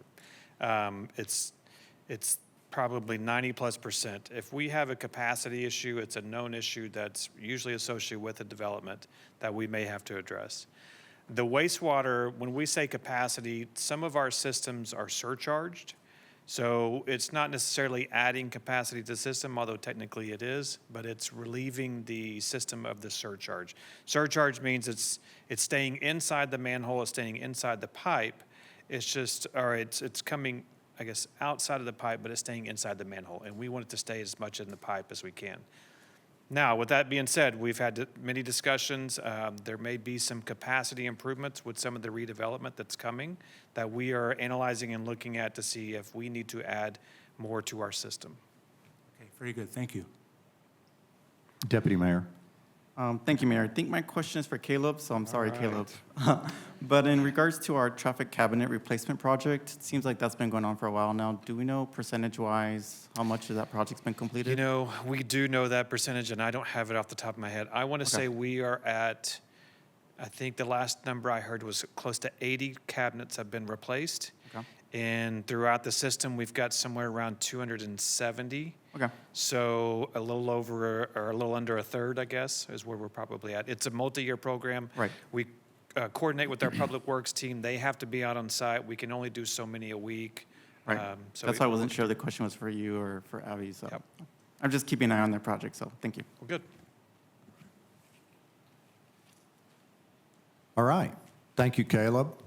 Thank you all for that information. We appreciate it. We'll continue on with any questions privately if you'd like, or have some later on. Let's move on to item 6. Item 6, to call a special election for a sports and community venue project to be financed with a short-term motor vehicle rental tax, a short-term hotel occupancy tax, an event parking tax and admissions tax, and a venue facility use tax in accordance with the provisions of Chapter 334 of the Texas Local Government Code, making provision for the conduct of an election, including a repealer clause, a severability clause, setting an effective date, and resolving other matters incident to such an election. Great. Thank you again, Mayor, City Council, Doug McDonald, Deputy City Manager. Before, again, I do want to introduce Greg back here. Greg is with McCall, Parkhurst, and Horton. This is our bond council, so this is a group that is helping review all of our materials, bond information, publications, notices, everything like that. They make sure we're staying in compliance with state law. They work really closely with our city attorney's office. So Greg, appreciate you being here, as well as I know we had Hilltop Securities here earlier as well on the financial side. And so I wanted to acknowledge their participation here this morning. So the venue tax, one of the things that our city councils for y'all's consideration is on Chapter 3034 of the Local Government Code. This authorizes the city to impose certain new taxes on visitors and activities associated with a sports and community venue, subject to approval by the voters. Revenue generated from those taxes may be used to help finance the construction, renovation, or improvement of a venue. Voters will decide if City Council proceeds on, if they would like to support this funding tool for the sports and community venue that relies primarily on visitors and event attendees. I do want to note that while this vote to use Chapter 334 to finance and develop the venue project, a no vote does not prevent the city from proceeding with the arena project under the tourist statute and other laws. Council, you've seen this slide before back in June, but we'll just kind of bring this back to you for consideration. The number of taxes that will be considered as part of this election: the short-term motor vehicle rental tax, the hotel occupancy tax. I do want to mention both the City of Dallas and hotels in Frisco that have 75 rooms or more already have this 2% increase. City of Arlington and Fort Worth also have this 2% increase, so essentially it's bringing the City of Plano's tax of that 2% to match some of our neighboring cities. The venue event parking tax, the admissions tax, and a venue use tax. This election, council, if you proceed on, would take place on November 3rd of this year. Council, this is the proposition language that was provided to us by our bond counsel. You'll see it will be one proposition for the voters. It'll be the very last item on the election in November, Proposition A. You'll see here it outlines the number of taxes with short-term motor vehicle tax, event parking tax, and so forth. I do want to draw your attention, state law does require us to have that this is a tax increase. I want to assure this is not a tax increase on individual property taxes for citizens here. If citizens were to rent motor vehicles, or if they were to stay in a Plano hotel, or go to an event, either parking at an event or to attend an event for parking, they will be charged one of these new tax increases, but this is strictly limited to either taxes that are related to the event and parking, or short-term motor vehicle tax, or hotel motel tax.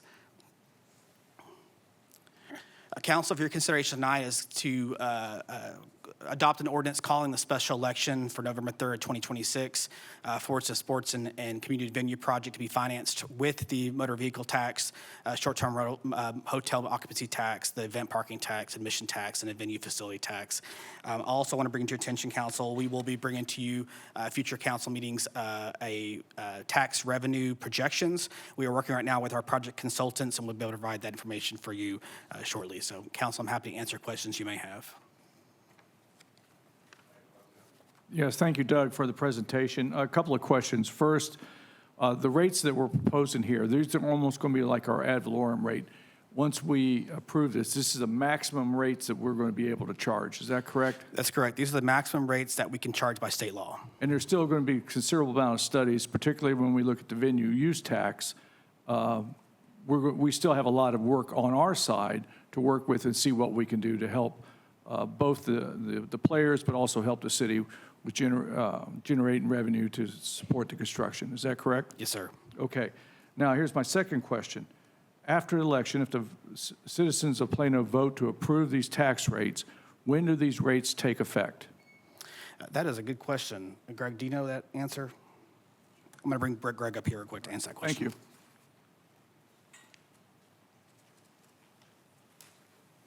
you. Hi. The rates would become effective under a future ordinance adopted by the City Council. So it will come back to us when we actually finalize these rates? Yes. Is that correct? That's correct, yes. Okay. Thank you. Councilmember Levine. Thank you, Mayor. Doug, what will the city be able to do to educate our citizens about this election, what it is for and what it's not for? Thank you, council members. So we're actually working really closely with our Media Relations Communications Department. We'll be having a website that has information on the proposition itself. We'll be treating this similar to what we do with our bond projects, going out to the community, providing information, factual information on the election itself, as well as putting publications out, notices, mailers, all being kind of following our typical process for any type of bond propositions. Thank you. Okay. I think we have some speakers. Thanks, Doug. Our first speaker is Michael Forner.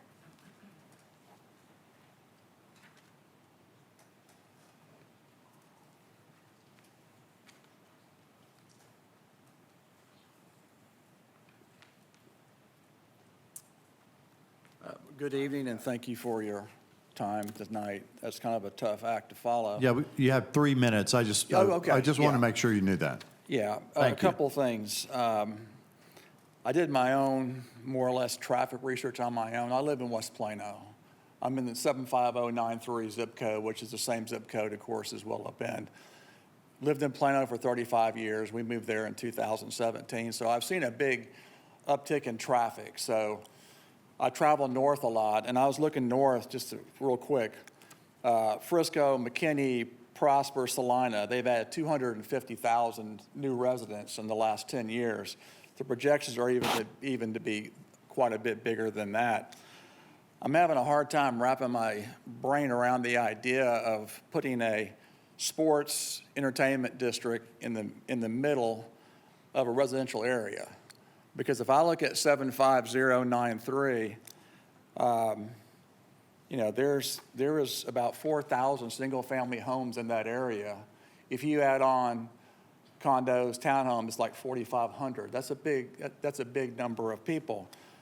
My concern is going to be, it's been expressed all so far, but if you have a Dallas Stars game expecting, say, 20 to 22,000 people, probably between 8 and 10,000 cars. As of right now, there's not much public transit in that area. That's a lot of cars. In addition to that, if it's during the holiday season, which hockey is, you're talking about another 20 to 40% more car traffic. So now you're up to, give or take, 11,000, 12,000 cars. And for the life of me, I just don't really understand. I'm all about pro-growth. I think, the AT&T, the Daisy brands, Samsung is great. Those are all in commercialized areas.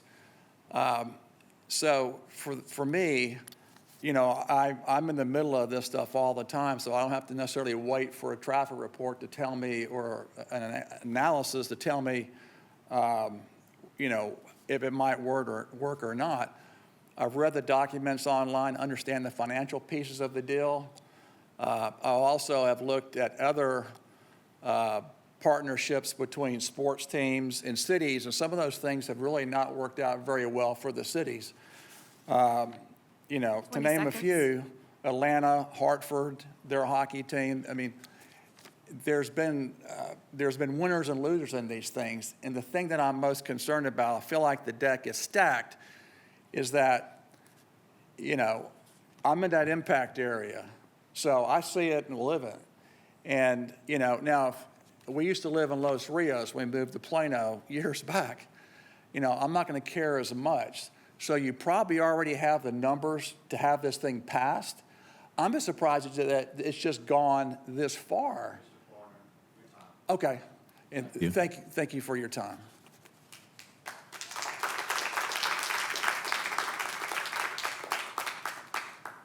Our next speaker is Eileen Shibata.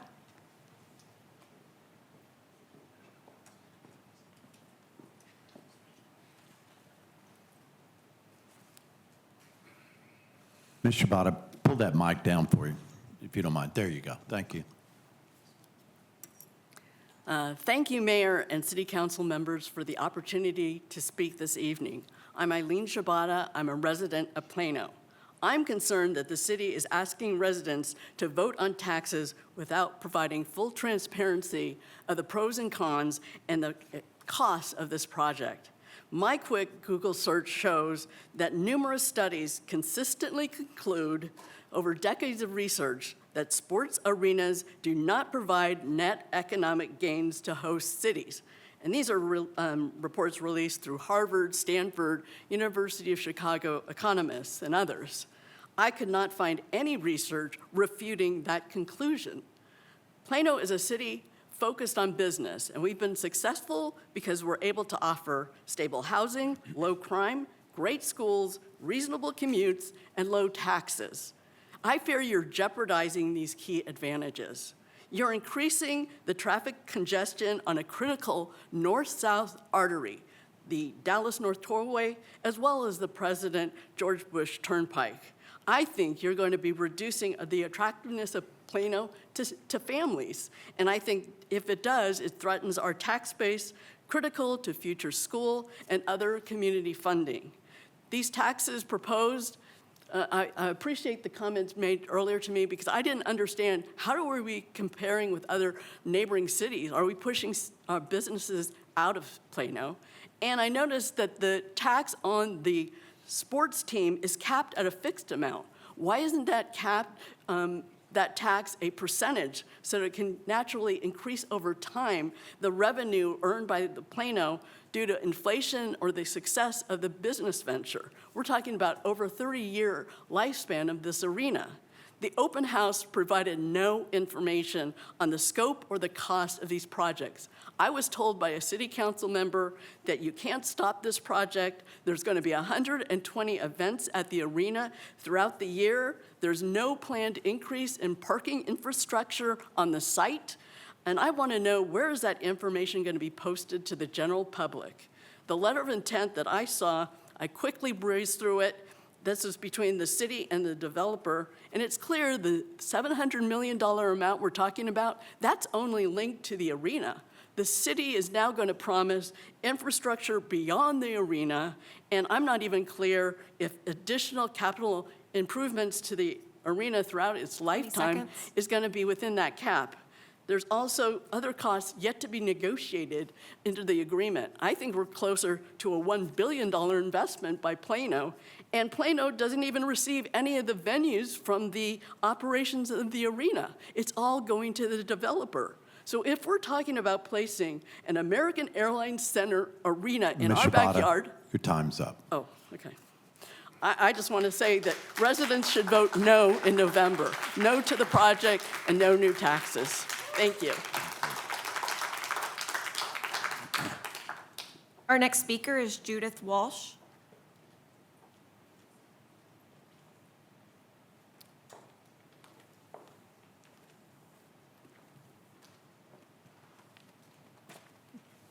Good evening, Mayor Munns and the members of the Plano City Council.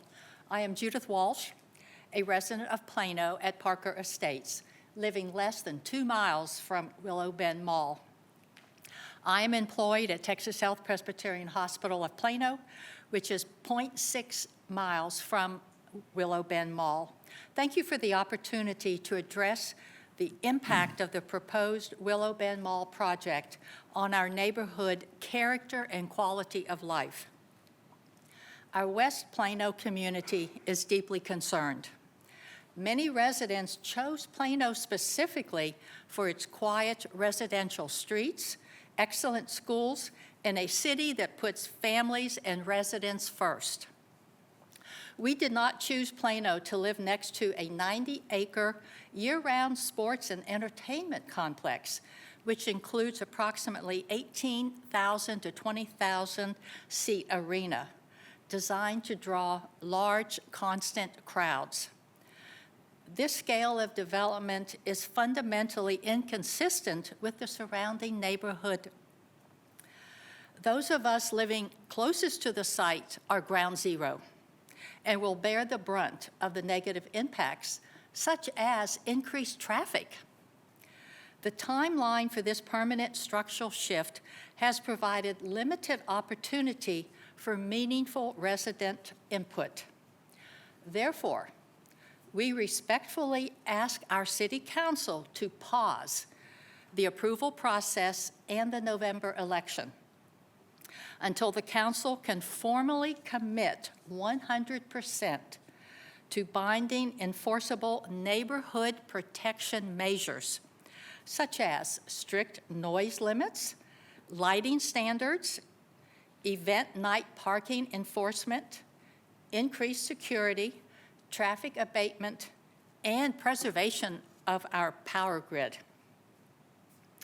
In conclusion, I'm proud to be a Plano resident. Please listen to our concerns. Thank you. I'm grateful for your time and attention. Thank you.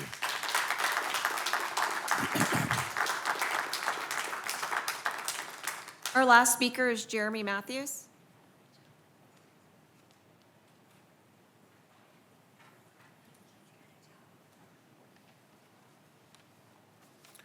Good evening, Council. My name is Jeremy Matthews. I live in Plano, and I am speaking in opposition to this election ordinance. For what it's worth, I am once again expressing my opposition to the agreement that the city has so far made with the Dallas Stars regarding the proposed arena. In particular, the $700 million that the city plans to contribute to the arena's construction. In regards to this ordinance, while it is apparently in compliance with Chapter 334 of the Texas Local Government Code, I believe it is one of omission in regards to the financing of the arena. Yes, it contains a whereas clause referring to the council's June 8 resolution, which mentions financing the arena and when TER 6 was created. But this ordinance and its ballot text do not provide a clear or full financing picture to the Plano voters. This election covers only a portion of the financing of the arena, and quite likely the smaller portion. It is not made clear that likely most of the financing will be backed by the TER 6, and the borrowing involved in the selling of bonds only requires city council approval. Plano citizens traditionally vote on bond elections in the millions or hundreds of millions of dollars. This tradition of the voters approving or rejecting such borrowing should continue, but it's not happening here. Nowhere in this ordinance or in the ballot text is the clear connection made between the $700 million and the arena. Whatever the legalese or financing mechanisms, this is what Plano voters should be allowed to explicitly approve or reject. Personally, I think $700 million, 70% of the arena cost, is way too much for Plano to contribute. Other cities like Arlington have contributed far less of a percentage for sports venue construction. This is also a lot of debt for a city the size of Plano to absorb. Larger cities like Dallas or San Antonio can better absorb it. It is also basically a luxury arena by the wealthy that will cater more so to the wealthy. $1 billion for an arena that seats only 18,000 people. Public funds should not be sacrificed, certainly not this much, for such a venture. This is not a good deal that Plano has made with the Stars, and I think the city should take a step back and reconsider it before going forward with this venue tax selection and on down this very expensive path. Thank you for listening. Thank you. So item six is for us to vote on whether or not we're going to put the venue tax election on the referendum in November 3rd. So that's what we're voting on tonight.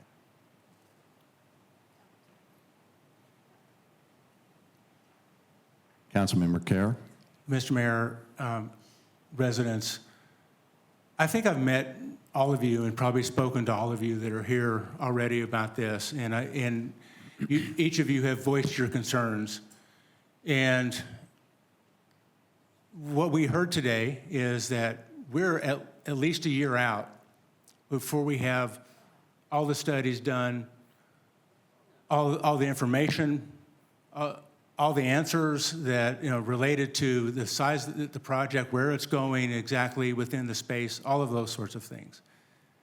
And so I feel that if we were to make a decision now not to move forward with this, we would simply put ourselves in a bad position. And so I think that, and we have many opportunities to say no in the future, but I think now is not the time to do that. I think we have an opportunity, assuming that we address all of the issues that have been brought up and those that will come up. I think we have those opportunities. We're going to hear bi-monthly updates. We're going to have more town halls. as the studies come out, we will present those to you and the other citizens here so we can get a better handle on it. I just feel like it's a little early to say no to this. And so with that in mind, I move that we approve this item. Maria? So I'm going to second this, but for a different reason. I mean, I think this is just so that we could put it on the election for November. Is that right, Doug? And so basically, we're allowing the residents of Plano to make that decision whether or not they want to move forward on this, right? No. This is just the venue tax election, which Right, would be. that's what I'm saying is, Yeah, but this would not stop the project. no. That's in regards to what the I'm saying city. is about the tax. But it has to be voted by the residents, right? Correct. Okay. Correct. Yeah, so regardless of which step we are, every step of the way, the resident gets the input as to whether or not it needs to move forward. So that's the reason why I'm seconding it. All right, I have a motion and a second. Sir, your sign is too big. I'm going to let it go, but we don't allow signs that size. Okay? I have a motion and a second to approve. Please be quiet or we're going to ask you to leave. Okay? This is our meeting. It's ours too. Please vote.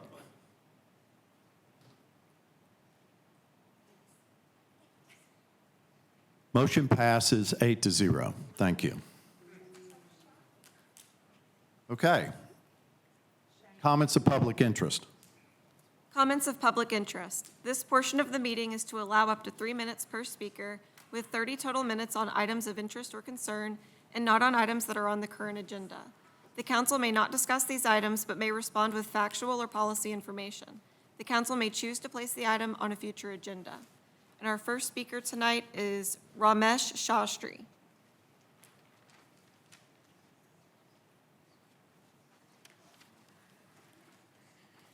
Good evening, Mr. Mayor, council members, and the city leadership.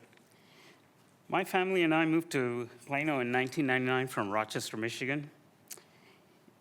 The last 27 years, we have noticed that this city has been managed by very capable and competent people at every level of the city. And this is evident from the quality of people who work in the various departments and the top-notch amenities and city services that are available to us.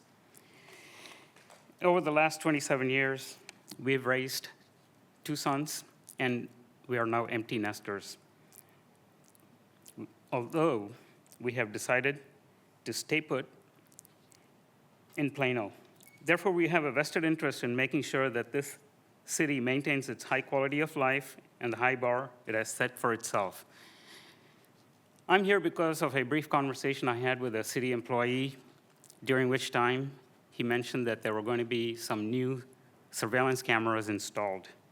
And it is from that perspective that I want to make sure that any traffic surveillance camera network that the city of Plano deploys will respect our privacy. While the intent of the system might be innocent on the surface, the images and associated data have allegedly been used to threaten, harass, illegally monitor, and track innocent people, not to mention the lack of transparency on how the data can be abused for commercial exploitation. Incidentally, there are also instances when police with good intention use the system to track criminal perpetrators, and due to errors inherent to the system, instead accused innocent people who were then left having to prove their innocence. Regardless of which camera network, be it Flock or Axon or some other flavor, the city of Plano needs to take a thoughtful approach to ensure that our civil liberties vis-a-vis a reasonable right to privacy is never compromised when deploying such camera networks. It is also imperative that these camera networks be banned from sensitive locations such as schools, educational institutions, banks, women's clinics, doctors' offices, hospitals, religious facilities, just to name a few, because it's impossible to predict how a spur-of-the-moment, convenient cost-saving measure might be abused in the distant future. Thank you very much for allowing me to speak. Thank you.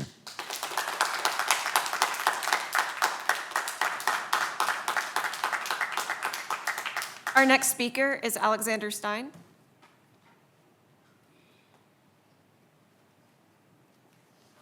Moving on. Our next speaker is Benjamin Godsmith.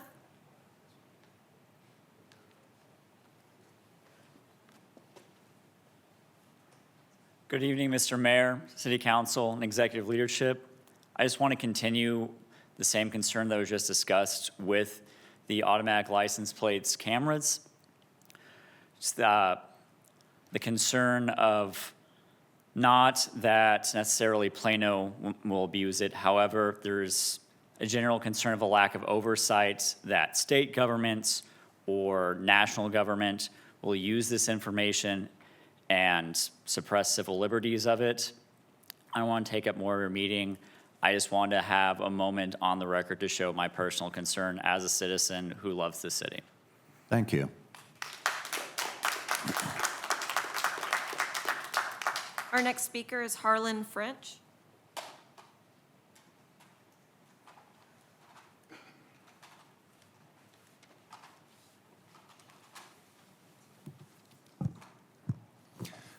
Much like the two before me, I want to speak about the ALDRs, or automatic license plate readers, as well. Call it what you will, the most commonly colloquialized version is flock cameras. And these flock cameras have been currently, only over 70 cases have been misused, one leading to a domestic dispute between a police officer who tracked his ex-wife and their children and got into a physical altercation with her current boyfriend. I think that these are things that are really concerning, but not only that they could be misused by anybody, not necessarily Plano, but that this data is being sent to private corporations which could be utilized for any means. They'll be taking these data and selling it to other people. But it's not just the issue with our data, it's also that these are going to be tracking our personal movements, which have been previously seen as unconstitutional by the U.S. v. Jones in 2012. This ruled that the GPS tracking was an unconstitutional search without probable cause. And this has been used to create probable cause for people going over state lines. If I go into Oklahoma to visit my mother-in-law and I come back into Texas, am I going to have probable cause to have my car searched for any reason? I don't believe that that's acceptable. And this ruling, U.S. v. Jones, was also upheld by U.S. v. Katzen. The surveillance was a Fourth Amendment breach, and the entirety of their search was thrown out. Currently, this raises civil rights concerns and abuses that could be continued throughout the use of these flock cameras. With the constantly evolving nature of these cameras, it would be sensible policy to be more cautious with this information, as these cameras do not just track personal vehicles, but also individual movements. And in addition to all of this, I believe that there was no vote to put these cameras up, and I think that there should be a referendum for Plano to vote on this. If the citizens believe that this is in their best interest, I believe that we should be allowed to vote on it. As a city of excellence, I do believe that we're above surveillance. Thank you very much. Thank you. Our next speaker is Brianna Morello.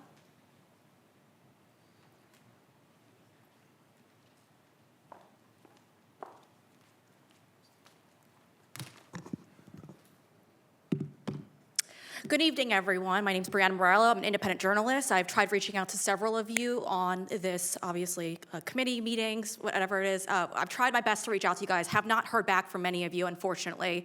Today I'm here, unfortunately, because the police department has failed me, and it is infuriating as a journalist. I've worked with police departments all the time. It is infuriating that the Plano Police Department have completely ignored me. They continue to ignore me. I was forced to post a video online of an individual who decided to follow me in my home. He did not belong in my property. I live over in the Legacy West area. He followed me into my apartment complex, went into the side door. It's actually right by the Plano Police Department. I was completely shocked that this individual was following me up a stairwell, wouldn't leave when I told him to get out of my building. I told him several times to get out. He didn't belong there. His name is Harvey Barsoum. And because he decided to ignore and continue to follow me up the stairs, I was forced to defend myself because I'm someone who's dealing actively with death threats. The FBI at the time was investigating those death threats. Plano PD knows about that. I called them weeks prior so that they flagged my address. Long story short, unfortunately, they sent an individual named Officer Ken Mings to my apartment. He took a statement from me, but he never followed through when I asked him to look at the footage. I even showed Officer Mings the police report, which detailed the fact that not the police report, the FBI report that details the fact that the FBI was investigating threats against me. There was individuals or a group of individuals who have tried several times because of my work, because I go after sex offenders and murderers, who tried to put child pornography on my devices. They tried sending it electronically. They have issued death threats to me repeatedly. The Plano Police Department knew about this prior to this individual following me. I was forced to defend myself and pull my firearm in that stairwell because this individual would not back down. He looked up at the camera, was still going up the stairs. The only reason why he turned around to leave my property was because he saw a firearm. That's why we have Second Amendment in this country. Now, unfortunately, Officer Mings decided not even to look at the footage. I know this because I asked people on several occasions who worked the property if they heard from Mings. Mings, they said they never heard from. I have that in writing from the property. Mings later lied in a police report, in my opinion, and said that he actually reached out to my property. I believe he did not do so. Again, I have that in writing. In the police report that Mings actually only wrote up after I posted the video online, after threatening to sue the city of Plano, after threatening to sue the police department. I got the footage, I released it online. The internet helped me solve this case, not the Plano police. Unfortunately, Mings, still in my police report, wrote that it was just a flirting incident and then said that the individual would have grabbed me if he wanted to cause me harm. They have allowed Mings to get off with all of this. They have covered this all up. He didn't even enter the footage as surveillance, the surveillance footage as evidence because he knew I was going to FOIA it. So the Plano Police Department, in my opinion, is actively involved in a cover-up. Still to this day, with millions of views, they have not responded. I have their emails on how they were just more concerned about my following, that I was a Fox News journalist at one point in my life, and that's all they were focused on. So there needs to be oversight in the Plano Police Department. It is unacceptable, their behavior, and it doesn't need to end here. You guys have a job to do. Follow up on this. Thank you.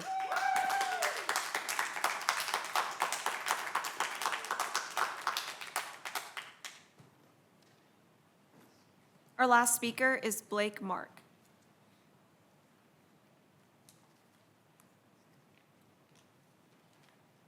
Okay. There being no further business, we are adjourned.